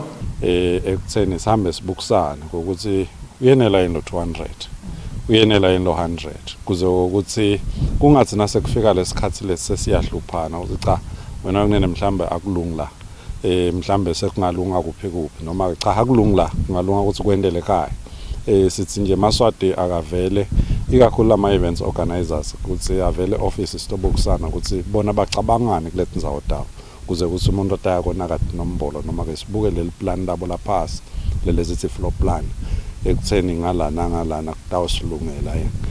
Dlamini uthi indzaba yema-hour ekubamba lemicimbi isatawubuketwa kabanti njengoba imigomo ye-COVID-19 iyagcizelela ukuthi imicimbi ayingendluli ema-hour lamabili. Edindzabeni kubika Lungelele Makakula naphathizwe Msibi Kalobamba. Kunelijaha lelibanjwe ngumbutho wembube nembutho eTekvikela lifohla nensangu libophe ngemasalo tape esiswini emngceleni lowehlukanisa leSwatini neNingizimu Afrika. Ngekusho kwaSayitsheni Emmanuel Dlamini westeshi semaphoyisa eNgwenya, lelijaha selivele liyobhekana nengalo yemthetho ngalobucala. Ngekusho kwemaphoyisa embube leswakhanze eNgwenya emngceleni lowehlukanisa laseSwatini nelive leNingizimu Afrika, leli jaha leniminyaka lengama-32 budzala lakamanzini kuthiwa belipakishe lensangu libophele esiswini salo liyinkinge ngesalo tape kansi emasotsha lebekagadze kulomngcele abese atsintsana nemaphoyisa labese aliphenya wonke umtimba leli jaha kungilapho-ke lo mthundu wetinkuku utfolakele emtimbeni walo leli jaha lekuthiwa belifohlisa leligwaya lilimikisa eJozi eNingizimu Afrika. Sayitsheni Emmanuel Dlamini westeshi semaphoyisa eNgwenya uyenaba. Ngilo leligwayi lemthundu wetinkuku selentiwe ke lokhu kwendiwe vele ukuthi ligocwe ngalawo masalo tape ukuthi lingabonakali noma lingevakali liphunga lalo. Kodwa ke emaphoyisa ngako kusola ambonile lo muntu ka unako lokubonakala ngathi vele kukhona la kuphethe abese ngathi usesha lesikhwama sakhe nakathi ke vele asesha akuthola lokutholakele nani senibonile basakade uthi vele akukho la emsethweni ngikolo ligwaye letinkuku nase bakubuka kusawukalwa ke kubonakala lokuthi ngabe kusinza kangakanani basakade. Dlamini uthi bunyendi kakhulu bucala lobendekalako kulomngcele lobufaka ekhansi kufohla kuphuma nemphahla lengekho emthethweni njengayo lensangu lideke bantfu bahlale becwayiswa ukuthi abaphumekeni lelisemthethweni nangetimpepha letifanele ngoba lokhu kubafaka engotini yekuphuma bangakahlolwa ukuthi beteni lomkhuhlane i-COVID-19. Dlamini uvetile ukuthi leli jaha lelibese lithathwa imoto lemaphoyisa kubhekeke ukuthi liyovela embi kwamanje wasembabane ngemsombuluko. Umbiko uhlanganiswe ngizodwa Dlamini naFortune Dlakamandla eNgwenya. Mahlale sangweni wesive nembutho weTekvikela Dengetwile Khumalo wexwayisa sive ukuthi asicaphele imotolo lemnyama ngelibala elihlobo lweHonda Fit lede netinombolo lekuthiwa ihamba abantu lababamba sive inkunzi yeNgwenya emngceleni lowehlukanisa leSwatini neNingizimu Afrika kanti letigilamkhuba titiveta kungathi tingemalunga alombutho into lengasilo nani liciniso. Igameni lembutho wemasotsha eveni laseSwatini umthu akathathe lethuba kucacisa akubeke ebaleni ekutheni kude indlela le emasotsha eNgwenyama uma asemsebentini angatholakala ngayo sekasebenzisa lohlobo lwemoto lokhuluma ngayo lweHonda Fit. Sizathu uma kutawuba nesidingeko semotolo etindzaweni tekusebentela lokufaka yona ekhathi imincele sive siyawubona ngayo imibala letayilekile yempi ngalokho njalo netinombolo leteyimbethe ema-number plate latayilekile empi. Egameni ke layo impi umthu angathatha lethuba lekucwayisa kito letigilamkhuba kokuthi awu bekunene iyawulala ibonene impela uma niyawutholakala kuleto ndzawo tethu tekusebentela. Sekungaba kunxusa ke nakiso nje sive lesihlala khona emagcenseleni kokuthi phela asingalibali nathi kusiluma indlebe uma sibona lo monakalo lofana nalona. Anisi wesive nemaphoyisa aphindile Vilakati uthi baphathi bemaphoyisa ngekubambisana nenkampani yemagesi kuleli bayayisebenta indzaba yekucishwa kagesi kuletinye tindlu temaphoyisa. Lokhu-ke kulandzela ukuthi imali yagesi solo ayikabhadalwa emagesini.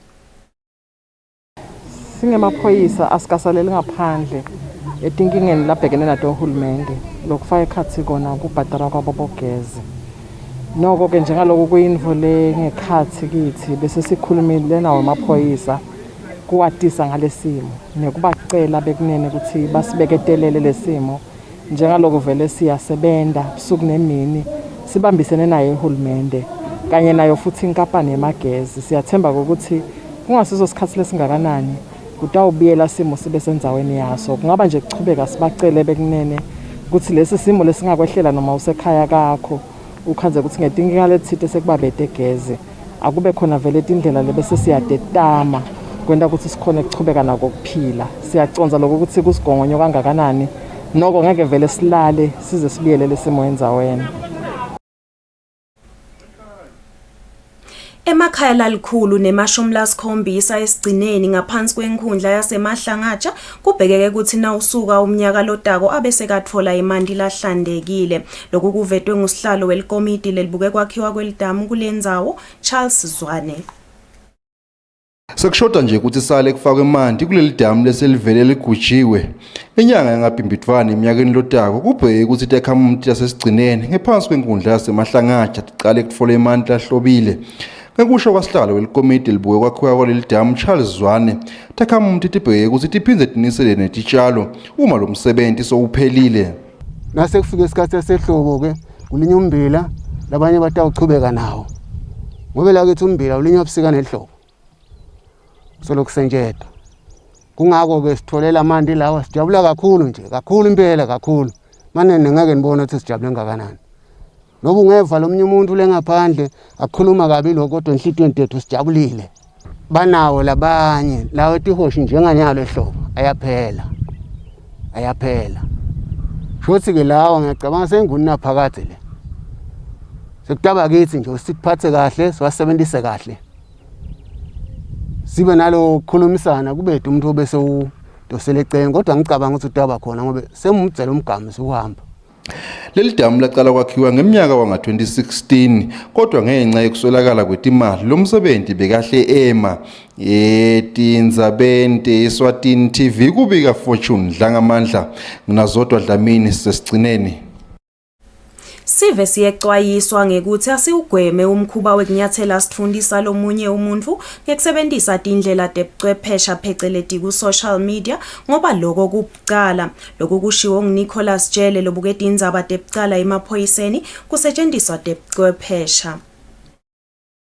Kulandzela kwanza kwemkhuba wekunyathela sitfundise labanye bantfu kusebenziswa tekuchumana pheceleti social media lapha eveni lobuke lobucala lobu emaphoyiseni Nicholas Jele uthi kulicala futhi kukhombisa kungahloniphi kukhipha sitfombe semuntfu ngaphandle kwemvume yakhe tekuchumana noma ngabe lowo muntu ujabulile noma ngabe aphathekile. Ngakho ke sive asiugweme lo mkhuba. Licala lelo lekwekuthi sithundisa lomunye umuntu noma ke iprivacy yalomunye umuntu yendeleke phasi noma iinvadeke bese kwentiwa leyo publication bo social media.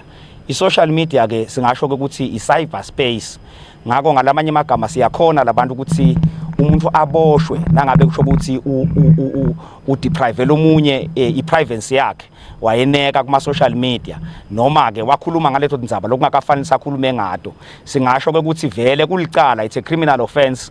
Kwekucala nje ungaboshwa ngalelo cala lelo uhambe uyodonsa ejele ngekuthi wendele phasi sithundisa lomunye umuntu noma iprivacy yalomunye umuntu. Jele uthi uyethemba ukuthi naso uphasisiwe umthetho losakhankanywa i-cyber crime bill eParliamente butawuncipha lobucala lobunjengalobu lapha eveni. Akhona emacala labikiwe emaphoyiseni lapho khona kucekelwe phansi sithundise abantu noma kwa invadwa iprivacy yabo. akhona lesinawo noma ema statistics ngenawo lo sikhuluma kwamanje kodwa nje akhona emacala la njalo vele ayaphenywa and bantu batawushushiswa ngiko ke sisikhipha lesixwayiso kuya kiso sonke sive ukuthi awube kunene kulicala kucekela sifundise umuntu phansi kulicala ku-invader i-privacy yemuntu. Jele ucela sive ukuthi sisebenzise kahle tekuchumana ngaphandle kwakunyathela lilungelo lemuntu nekucekela phansi isifundo semuntu ngoba lotawutholakala enda lobucala lobo umthetho utawithatha indzawo yawo. Umbiko uhlanganiswe ngizodwa Dlamini na Fortune Dlangamandla edolobheni eMbabane. Batali bebamfana besikole lesikhulu iLondunduma High School bahlangene kutawukhulumisa indzaba yekulungiselela kuvula kwetikolwa eminyakeni lotako. Kulomhlangano lokube indzaba mlonyeni kube indzaba yetimali letikwenedwa bamfana baka form 1 2 kanye na form 4. Batali besikole lesikhulu sakaLondunduma bahlangene nathishela Nhloko kanye nelikomiti lesikole utawukhulumisana ngekuvulwa kwelibanga laka form 1 form 2 kanye nelibanga laka form 4. Inkinga lenkulu beyikhulunyiswa indzaba yemali letingakalako yabantfwana labafundza kulesikolwa. Thishela Nhloko kulesikolwa futhi Ngcobo uthi lesikolwa kulesikhathi sibhekene nenkinga yekweswela imali kepha bayethemba ukuthi uma sekufika isikhathi sekuvulwa kwetikolwa konke kutawuhamba kahle. Ingcikithe emhlangano wethu bekusicela abatali baka form 1 form 2 form 4 kuthi masivula kulomnyaka lotako emahlebeza sisawucedzela 2020 kanzi ngibona banemali lenkulu yesikole lengakubo kubenda abalungiselele nabo kuthi batawubhadara njani imali ngaziye yonke eKhisimisi. Umhlangano ke ube impumelelo babongile batali bathembisa ukuthi batawubhadara December na end of January bacedzele. Ngcobo uphindze waveta ukuthi basalungisa netindlela tekuthi bantfwana uma sekuvulwa tikolwa bakhone kufundza isimeni lesikahle bavikeleke kulomkhuhlane eCovid-19 njengoba batawubeka emalanga ekufundza kwemabanga nolokunye. Tindzabeni kubika temalanga Dlamini naphathizwe Msibi ekupheleni.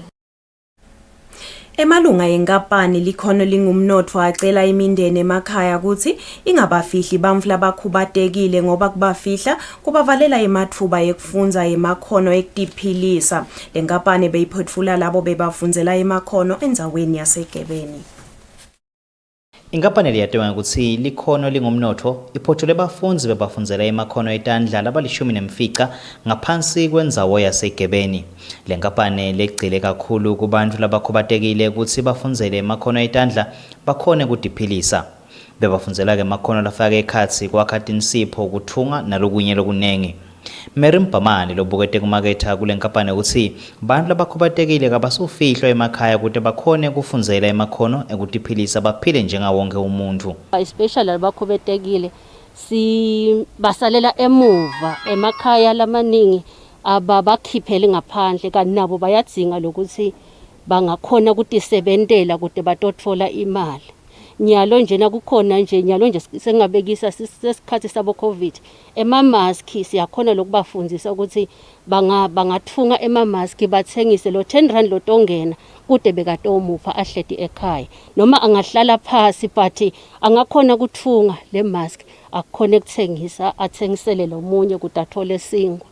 Nkosinami Mkhonazi uthi kumsitile impela kufundzela emakhono sawuyakhona kutiphilisa kanzike sewuthunga netinto letinengi letiyimali lenhle esitolo. Sikhanzela sasasa lilinengi kakhulu besithina sithi nje siyavela ukuthi sidana naku sibone vele bamfu beta babanengi bafise kufundza lawo makhono ethu ngoba esikhatsini esiningi besiye sithina sihamba la emimangweni nasemiphakathini sikhuluma ngaleli khono khanze sidiphethe letinto sibakhombisa labantu ukuthi nako lesikhuluma ngako bese umuntu uyasho ukuthi mina ngicela kwendana kwetibi mina ngicela kwendana kokucleana mina ngicela kuthunga bese sibafocusisa kulelo khono labo labanalo siye sithi ke thina abangasuki kulesifiso labe banaso angahawukeli umuntu but ende lokhu lokusenhlitweni yakhe. Babeseke bathola certificate kukhomba ukuthi sebaqeqeshekile ngamakhono. Umsebenzi wamakhono neliveli uthathela etulo futhi liyawukhuthata ngoba bantu bayaphila ngamakhono kwathi ukuthi semancane nemathuba ekucashwa. Etindzabeni ngingiyani Msibi eGebeni. mbukela itiguca lapho tindzaba tensimbi yesikhombisa kanti kulesikhathi sitawubuka dona tindzaba lebeti ihamba embili naleti imcoka kakhulu Samu njengoba siyabona umnyaka so uyaphela siyamuva umphathi wayo i-Arts and Culture mbukela ekhaya uyasho ukuthi uma ngabe khona umcimbi lofise kuba nayo kufanele ukuthi uvele kule nhlangano lingakafiki ilanga lamhla 15 kulesetulu utokusho ukuthi ngifise kwenda nangumcimbi nangu kuna indzawo nayo khona batokhona kubuka ukuthi engabe vele utawukhona yini siyatinyalo umbukela ukuthi sengiyo i-festive sesicala nje kujabula sibe excited so bafuna kubuka ukuthi kutawukhona yini lokuthi ilandzeleke lemgomo yemkhuhlane i-COVID-19 njengoba sathi ukuthi ngekhathi kufanele nibe less than ningenci 100 ngaphandle nibe 200 so uthi umphathi Stanley Dlamini vela kuleli bandla nitobukusana lokuthi lo umcimbi wakho ungawenda kanjani mbukeli kunjalo nene kulesikhathi lesivele ivame kuba mningi kakhulu lemicimbi yekujuba umnyaka nene njengoba sathi ukuthi vele sikhathi lesingafani neminyaka le endlulile uyachaza semhla ka15 kufuna kube sesenile nene kuleli bandla nayocela uyachaza ukuthi sinesitabe sinemicimbi lokwaso ngaleli langa leli nalendzawo ngikuphi kude nele sitobuka phela lendzawo sakhuluma ukuthi nabo betempilo ngibambisana tourism bake bayiteka indzaba ekuthinele indzawo kufuna ukuthi ibukwe kucala ukuthi lendzawo leyo itawulunga yini nawuthona udaba nebantu labalishumi nakubili ngiyabekisa itawunela yini labalishumi nakubili ndawo khona yini lokuchelelana ndawo khona ngeke yini nibekane nichubeke nibekane ngotini ekuthelelana lomkhuhlane i-COVID-19 nangabe kuleyo ndzawo leyo nibamba umcimbi wenu umuntu wakho uthi mhla ka15 neli labafuna kubamba imicimbi bahambe baye kulo libandla la Arts and Culture babhalisa nangabe babhalisa kude batokhona ukuthi basitakala kanti ke indzaba neli lemcoka indzaba yayo i-cyber crime neli indzaba ikakhulu kade ku social media lesikhathi sanamuhla neli siyathanza kushutha kakhulu siyathanza ukuthi sibe ngibamvule singathi angasho ukuthi first on the scene la kwendeke khona anything noma la kwenda khona anything bese siyapost khona lawa kawasho ukuthi bumvu ebambini sebukuphi instead of ukuthi wena helping that person lokuleyo ngingale kuyo wena ufuna aqale kube nguwe lo poster kuqala iyachaza ke yona iphathi yakhona emaphoseni ebuke kuqala bende yakungqomvo mshana ukuthi kubucala lokho neli naso mina songithatha ungifaka ku social media akwangicela mina ngathi uthi ngifake ku social media ngikilesimo lengikuso kudelele sikukhulumile ngike ngabona nje Samu indzaba ngeweekend kulelinye lemaphephandzaba lapho khona bebathi kunasoma business mhlawumbe lo bese uyashuthwa bam live streamer angadi enda lokho lebeka kwenda ke noma ngabe kuyini asikwati kepha ke now the video is everywhere yes the video is everywhere and lo mumfu akadi yena so le social media sekungathi imfo yekulayana nje ngiko ke la kukhutako emaphoyisa ukuthi kubucala lokuthi udawucekela sifundisa lomunye phansi ngimvile soma business athi awushothi ngide mne bangani ngoba shothwa ngilabantu ilathi bangani bakhe impela Samu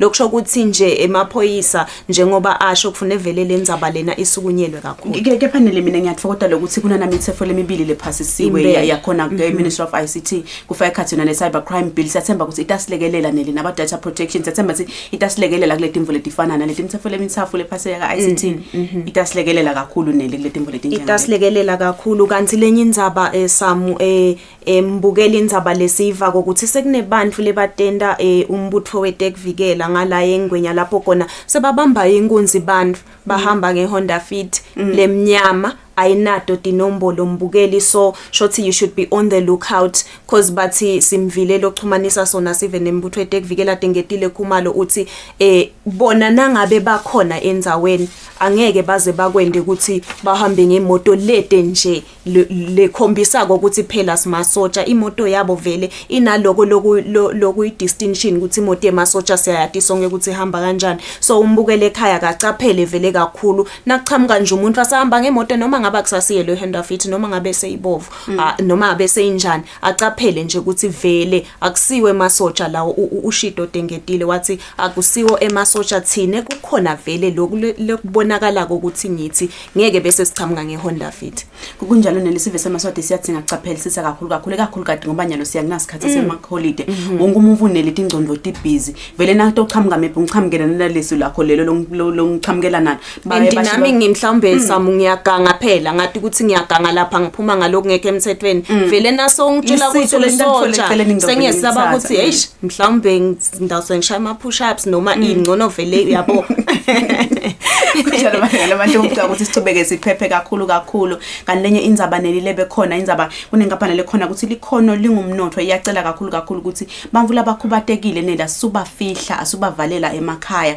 ngoba nabo kunenzima labangayidlala ekuvuseni nomnotho live kunenzima labangayidlala nabo nene ukuze tokhona ukuthi bakhona ukuthi iphilise sike saba naye emengameli wenhlangano bamvu labakhubatekile lapha even wachaza ukuthi phela mnike lo muntu lelishoba lekutiphungela leliskill sekutiphilisa ukuze atosuka la kuwe angato bese sonamathela la kuwe mnike give the person a chance ukuthi naye afanane nawe afana njengalomunye umuntu impela samuli office leliphinda nankulu ngicanga ukuthi lena indzaba leze lideke kakhulu ukuthi vele labamfu laba abangafihlwa abanikwede lama chances lafanako nathi ngicabanga ukuthi live sekunengileli kwendile sesokhulumile DPM ngako kakhulu ngicabanga ukuthi mbukele ekhaya vele labamfu labakhubatekile asibakhiphe bavele laziveni ngoba kusho ukuthi kude labakhona kokwenda nabo ikhona inzima labangayidlala kude phela ukuthi nabo babe ne contribution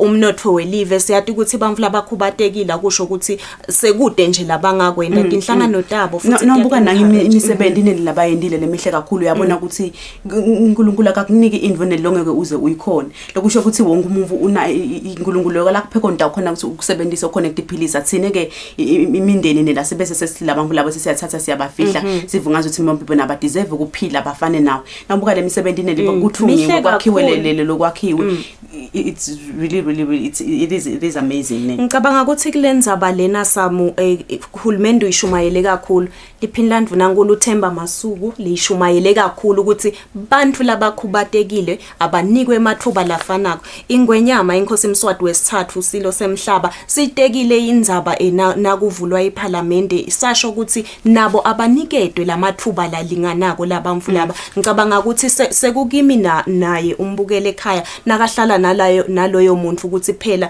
mvete naye esiveni musa kumfihla njengoba uhulumende ahlale asho kunjalo nanikanisi singaphuma indzaba yegcina indzaba yakalonto Ntuma lapho khona bekuhlangene khona abatali naye tishela lomkhulu leli indzaba lenkulu lebhekene nebatali angicabanga ukuthi kulapha even la seSwatini kuphela indzaba yato tikulfisa abantwana baka form 1 form 2 na form 4 sithini inyalo nelisibhadalela kuphi itikola tiyavula eminyakeni lotako kwendekani bamfana babheka uhulumende samele guidance yahulumende welive la seSwatini ukuthi vele kubhekwapi kalonto Ntuma ke bahlangene nabo batali kutoba bonisa ukuthi eminyakeni lotako possible ukuthi imvoti iphume tibhekele kadzani nako nike batali possible ukuthi kufuna kusenikhiphe imali lengaka lungelani phela nini batali ukuthi leyo mali leyo niyikhiphe samungicabanga ukuthi sovela uyisongile na uthi sesigadze iguidance yakhe uhulumende welive leSwatini ukuthi engabe lapho kutawumiseka kanjani mhlawumbe ngoba tikhona tikolo samuthi uhleti njuve bakhambela le mali yalomfana ke jangihleti nayi landlini ngeke ngabe kude nema assignments la kabe khona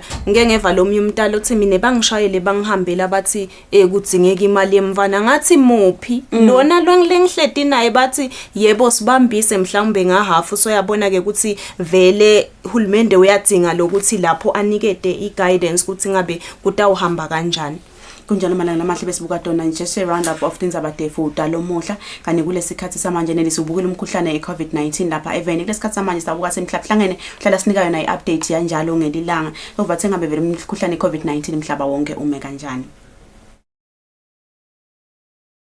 Good morning, good afternoon and good evening. This week, I was pleased to see that the United Kingdom's Medicines and Healthcare Products Regulatory Agency gave an emergency authorization for the Pfizer BioNTech COVID-19 vaccine for rollout. Just like with the UK's finding on dexamethasone in the summer, this is an important scientific step for the world as vaccines will be critical in the battle against COVID-19. Progress on vaccines gives us all a lift, and we can now start to see the light at the end of the tunnel. However, WHO is concerned that there is a growing perception that the pandemic is over. The truth is that at present, many places are witnessing very high transmission of the virus, which is putting enormous pressure on hospitals, intensive care units, and health workers.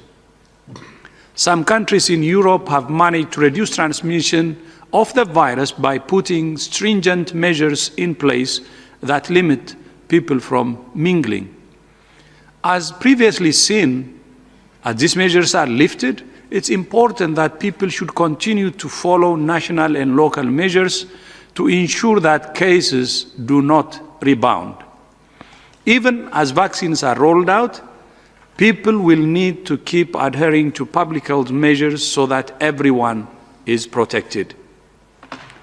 We know it has been a hard year and people are tired. But in hospitals that are running at or over capacity, it's the hardest it can possibly be. My personal ask to people is simple. Please be careful. Think of health workers and act for the greater good, because it will save lives and livelihoods. Fighting this pandemic is everybody's business. The government and every citizen. The pandemic still has a long way to run, and decisions made by leaders and citizens in the coming days will determine both the course of the virus in the short term and when this pandemic will ultimately end. With vaccines now being introduced, it's really important that they are distributed equitably around the world. Since Gavi, CEPI, and WHO set up the COVAX facility in April of this year, 189 countries and economies have backed it. WHO is engaged with our partners at all levels, working to boost manufacturing and ensure rollout of COVID-19 vaccines.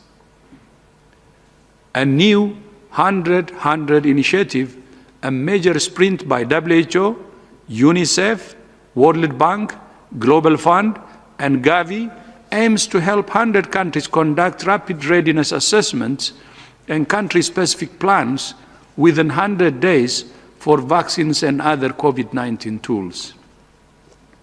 First, we're asking all countries to do a country readiness assessment that takes into account cold chain, health worker capacity, micro-planning, initial target populations, and training. This will form the basis of national deployment and vaccination plans, which will outline how to roll out the COVID-19 vaccines and identify any potential bottlenecks that will need to be planned for. For decision makers, this means passing any legislation and policies needed to expedite the process, ensuring the regulatory process is fit for purpose and confirming that the financing is in place. The COVAX facility, which is the vaccine arm of the ACT Accelerator, intends to provide doses to enable the 189 countries and economies to vaccinate those at highest risk of the virus. In the first phase of the rollout, sufficient doses will be provided to cover health and social care workers. As supply increases, vaccines will be rolled out to cover 20% of the population of participating countries and economies, which will ensure further high-risk groups are covered. The payoff from this will be huge. New research by the Eurasia Group found that the economic benefits of a global equitable vaccine solution alone for just 10 high-income countries would be at least $153 billion in 2021, rising to $466 billion by 2025. COVAX has already secured 700 million doses of 3 vaccines, and next year we aim to use additional funds to ensure that at least 2 billion doses of safe and effective vaccines are available around the world.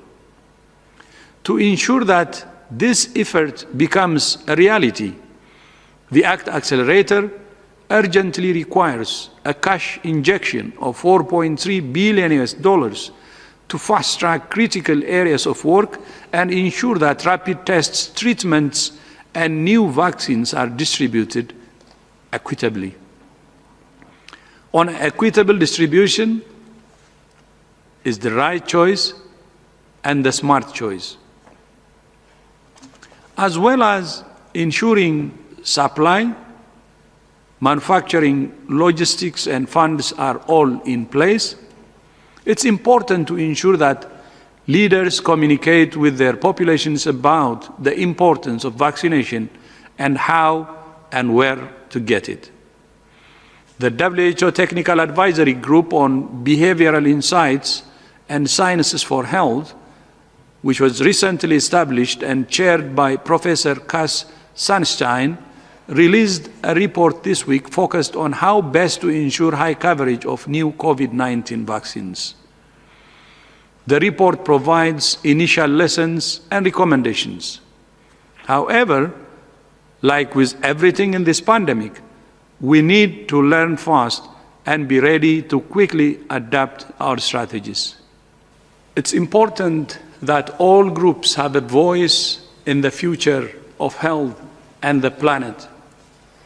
In this regard, today I'm announcing the launch of a WHO Youth Council, which will provide advice on key health and development issues affecting young people. COVID-19 has affected young people a great deal, including mental health. The Youth Council will serve as a platform for designing and incubating new initiatives and for maintaining and expanding existing meaningful youth engagement initiatives of WHO. It will work with organizations dealing with a broad spectrum of health issues affecting youth today. Young people aren't just the future, they are the present, and we must hear their voice and experience to build the post-pandemic world together. I thank you. Mahala ngalamahle ngimcondzisi jikelele wayo inhlangano yakamhlaba yetempilo iWorld Health Organization Dr. Tedros Adhanom nelile ngichaza lagcina ngakho lagcinene uyasho ukuthi kukhona iYouth Council, WHO Youth Council esibayibekile for development neli yawo onke emave emhlaba. Uyachaza ukuthi phela iYouth ifuture yawona lamave, so nasinga invest kuyo iYouth ke kutawube sekwendekana. Lokunye Samu info lemcoka kakhulu la igcizelelako umcondzisi jikelele indzaba yekuthi emave kufanele abe nale capacity ukuthi nase le vaccine ikhona phela ayibekeke kahle nalabantu ba trainwe labalabata ukukhanza ukuthi batawusebenzisa le vaccine kufanele siveke ukuthi ngabe live la Eswatini lime njani lapho siyathi ukuthi live liyagijima indvuna yetiko letempilo kanye na uhulumende liyagijima lapho bathu ugcizelela kakhulu ukuthi kumele kube nalabo ma trainings ma assessment akolokuthi kutawuhamba kanjani nase ifikile le vaccine. Ukhuluma nange ukuthi kusesekhona le vaccine Samu kufanele mhlabhla inhlangano yetempilo yakamhlaba itawuqinisekisa lokuthi emave atfola le vaccine ngekulingana yes kuze ukuthi wonke umhlaba ukhona ukusidakala. Kanti ke mbukeli besibuka kona ukuthi inhlangano yakamhlaba engabe yithini edinzabeni tayo umkhuhlane iCovid-19 kanti kulesikhathi sitawuya etitolo umlingani samkelisiwe khoza utawubuya nayo inzatheli yalomsakato phathizwe Msibi sitokhuluma ngayo iCAF Champions League.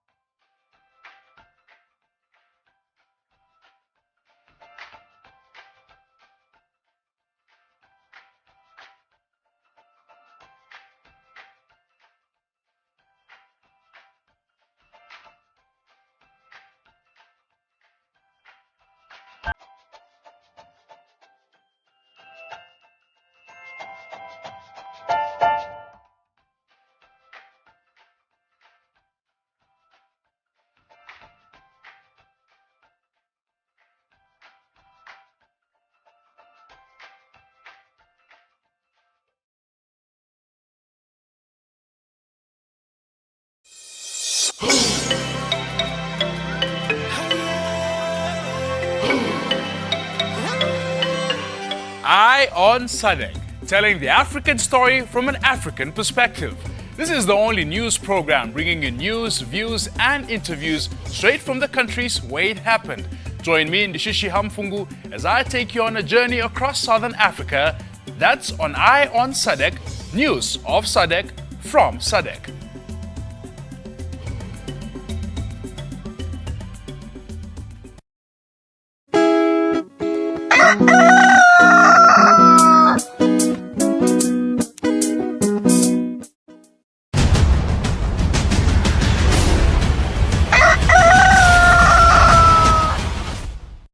Malanga namahle, welcome back solo sikulo luhlelo Kusile breakfast show kunguwo umsombuluko. Sethembisile ukuthi lesigaba lesi sizabuka sona indzaba zemidlalo lapha eVeni laseSwatini. Njengoba sakhumbula ukuthi elangeni la idolo iYoung Buffaloes beyikhona khona eVeni laseBurundi uRukundo Stadium Parties. Lapho khona bedlala khona the messenger khona eVeni laseBurundi. So kuva sengabe vele kuhambe kanjani basimedle kahle parties. People were very excited elangeni la idolo. Asibonga Samu, yes, Buffaloes takhumbula ukuthi eVeni liphelile beyidlala la ekhaya eMavuso Sports Center. Lapho khona yadlala ngelicanza icanzeni ku first round ema preliminary round qualifying rounds kuya eChampions League.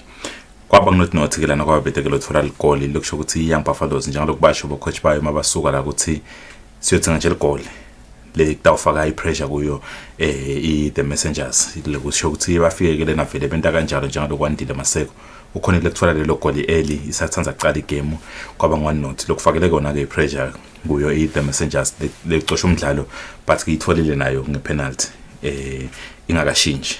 Second half ke yonke bese gijinyiswana dagcine ke dibambene yaphela ngaloyo 0-0 lokusho ukuthi Buffaloes ngaloku draw 1-1 ngathi 1-1 not 0-0 ngaloku draw nga 1-1 kusho ukuthi iyachubeka iya isigamini esilandzelako salemidlalo lo first round of the games because lanka bokuma qualifiers bokuma playoffs of some sort nyaloku sebaya ku first round of the games lelo kusho ukuthi lokho sayiwinile nyalo iyodlala neAS Vita yase Congo lokusho ukuthi solo DRC Congo solo kenyukela Samu iBuffaloes kusangakapheleli konke lokumele kwende idlala ilito lidlale kahle kakhulu mabuka le results and na last year siyakhumbula ukuthi the last time badlala not last year the last time badlala cup bakhona qualifier ku first round lapha fike base bakhala phasi khona bashaya iBedford First yaseNingizimu Afrika kepha ke bese bafile bandlulile lama preliminary legi imfula bayindile kana nyalo lo no surprises there and we are excited to see that happening njengaloku the past few seasons iSwallows bese iprovile ukuthi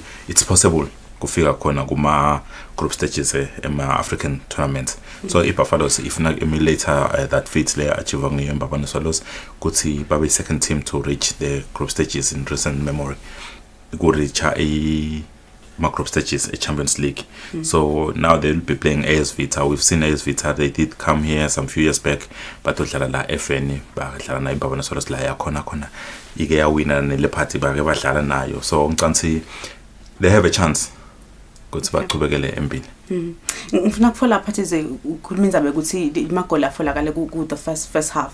So sithini ke second half ipressure beyithini kona ngumuphe wabuka ngathi yena ngathi on pressure kakhulu. Ipressure beyiku team inokhamba because idlala ekhaya. So modlala ekhaya we are expected to win. And kubo ukuthi Buffaloes ikolile bese sho ukuthi bayadliwa because mawushaya igoli ekhambeni uye ubese unikwe advantage. Maskula thina besithi kufana nokuthuna 2 wemagoli marshal gole campaign.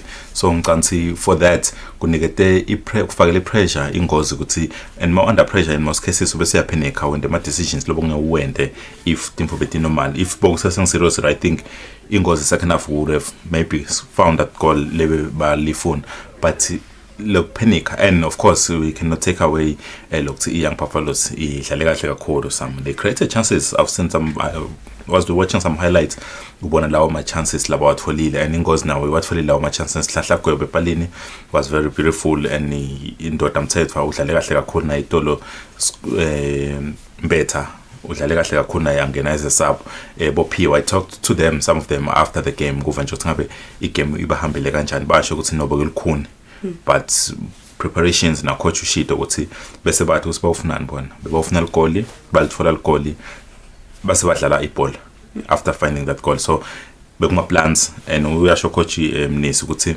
kuba sebendele ngendlela lebebafuna ngayo vele kwendeke le game it turn out ngendlela bebayifise ngayo so for bona they are taking the positives out of this game going forward. Before sifike maybe to the games wona parties maybe singene ubekile ukuthi iBuffalo ike yadlala nalo lelicembu before lapha ekhaya maybe take us through that game before we move on.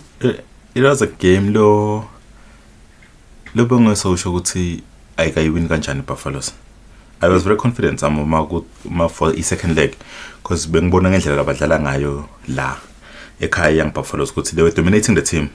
Mayidlala le team lana they didn't create clear goal scoring chances ukuthi hayi vele bayinkodi but that's negative inkodi ezigama labo lisho but no bego young Buffaloes they missed clear cut chances young Buffaloes more chances it could have been 3-4 knots to ngambe sayiwina that game 3-4 knots ngabe sayiwina la ekhaya before giwele eBurundi so that game I don't know ukuthi yini nginga na mavuso samo ema clubs ethu ne national team ethu they are very struggling lapha makuthiwa bawudlala emavuso kuma intercontinental tournament or international tournament ba struggle man ba siya draw the last time iswina yes Buffalo iwinile against the Vets 1-0 nesalo siya winner but national team agcina kushaya iNamibia ma celebrator was it 50-50 khona agcina kudlala lapha friendly so we struggling ngamavuso kana somhlolo bekungcono lamathimbe kakhona kuwina khona nyalo we play better away even nalama team ethu adlala ngcono away so ngamavuso kwaba just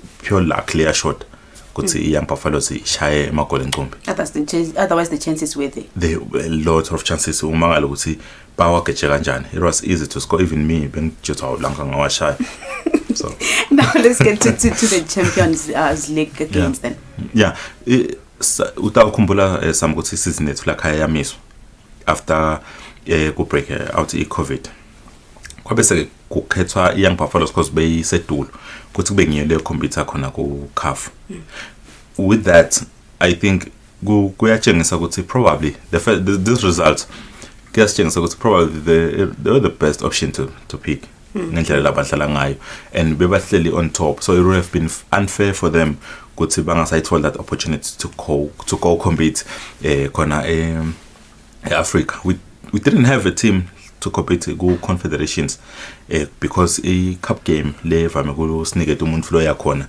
iswazibank kwababede lo ayidlala ngama final yamiswe kumkhathini so kwaba nalenkinga ukuthi who do we pick ukuthi aye ku CAF confederations and of course kwaba nale ma issues ukuthi hayi baphutile kufika kuto balisa for lena cause ukuthi ba submit ama interest abo kudlala kwaba ne case against from Babani Solos leyathona beyifisile kuyodlala but bangamethi some requirements a CAF it was not clear what were the requirements la bangakawameet but kwathoba China deadline yokusubmit their interest so we do not have a team go CAF confederations all our hopes are ku young Buffaloes ukuthi maybe they can hoist the country's flag high so sithembe yona because ngibo labacetha baku number 1 makuphela makumiswa imidlalo they were declared champions bahamba bosimelela the first round preliminary round asho ukuthi basesimelele kahle sam so now we have to look forward the games adlala kulelviki lamhla ka 22 to 23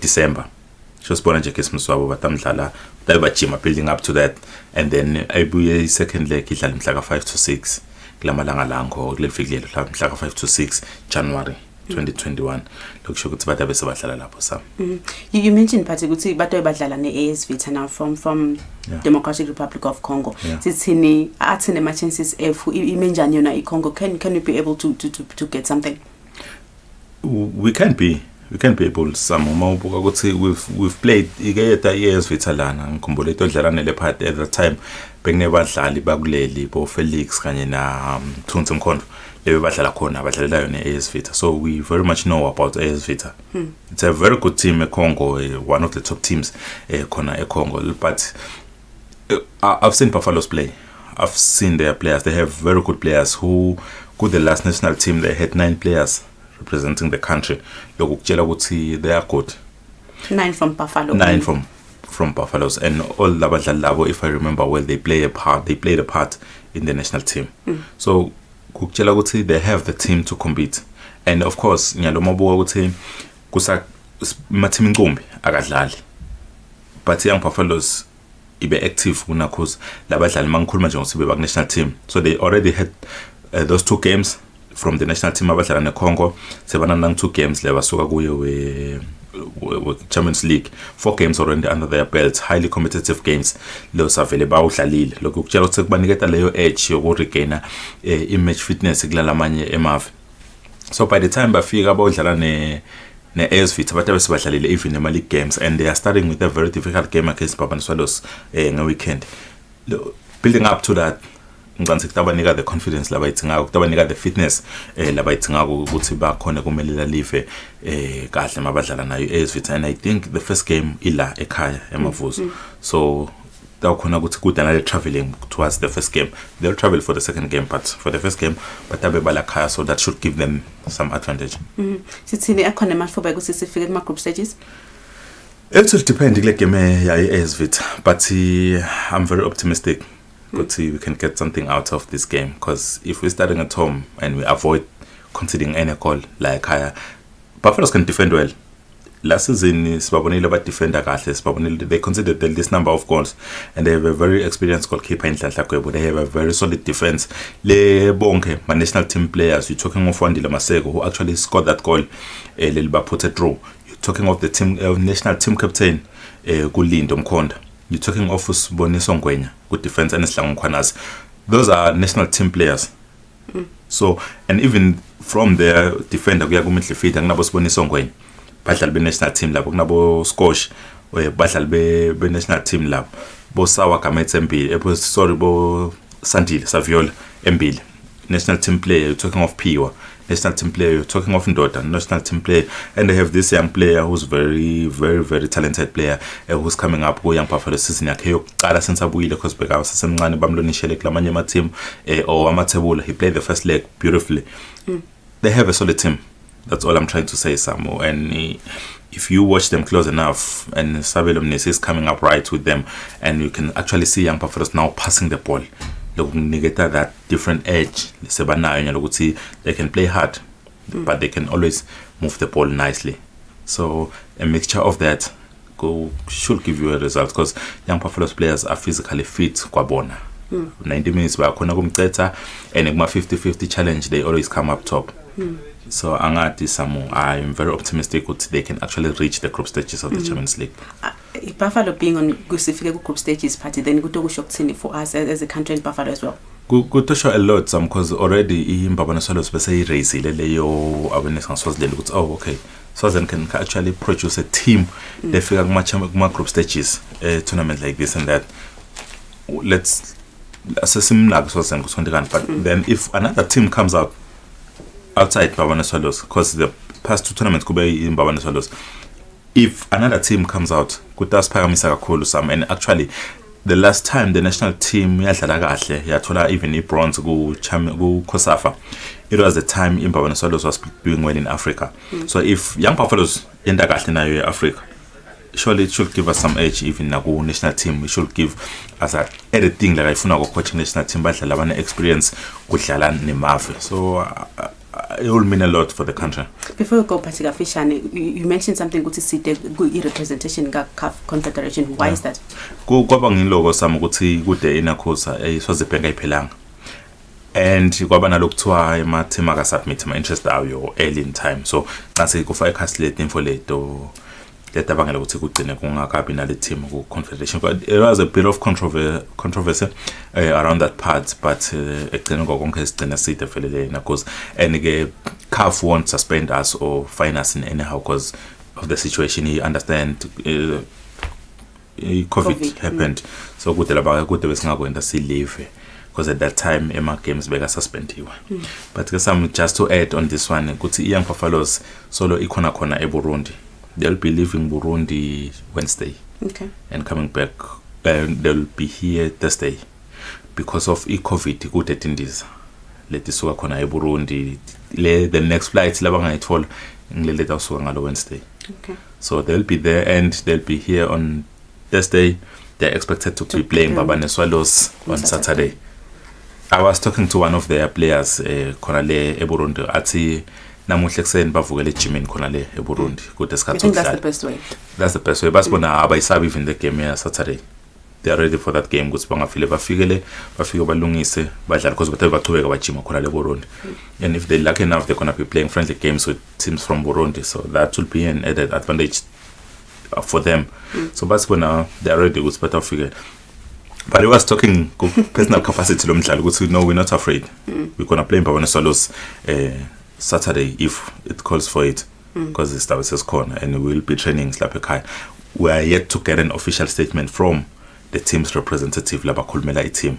Hopefully we'll be getting them for our lunch bulletin some. Hopefully. Thank you so much, Msibi Kubanathi Lomuhle. Always a pleasure. Mana namahle behlesena insathele temidlalo lapha emsakazweni wethu Eswatini TV phathizwe Msili. Lesikhatsi manje sayita itoro sibuyisela phetha lihlelo Kusile. Good morning.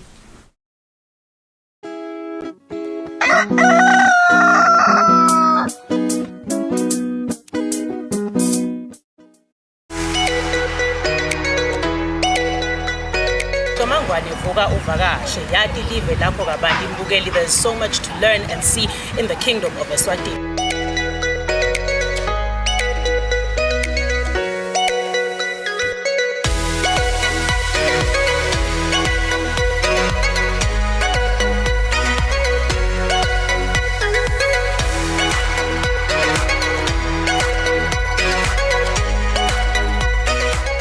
Futhi sikhuthata kona ukuthi nawe wati live lapho kabandi nalokuthi lokwendekako lapha eveni la kaNgwane.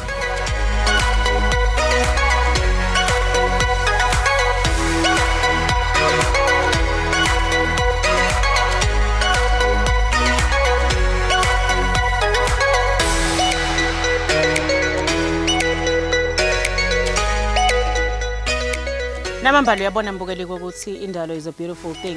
Umkhulu baNkulunkulu kuyabonakala ngendalo.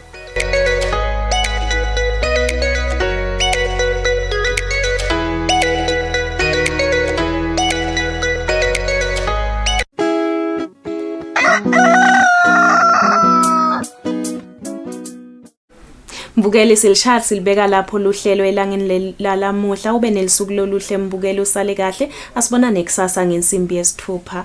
Kunjalo malanga lamahle sithokote kakhulu ukuhlasana nani ehlelweni lomuhla kungo umuso mluko sindifisela kubona lokuhle enhlanzela kodwa umsakade wetithombe Eswatini TV nisale kahle.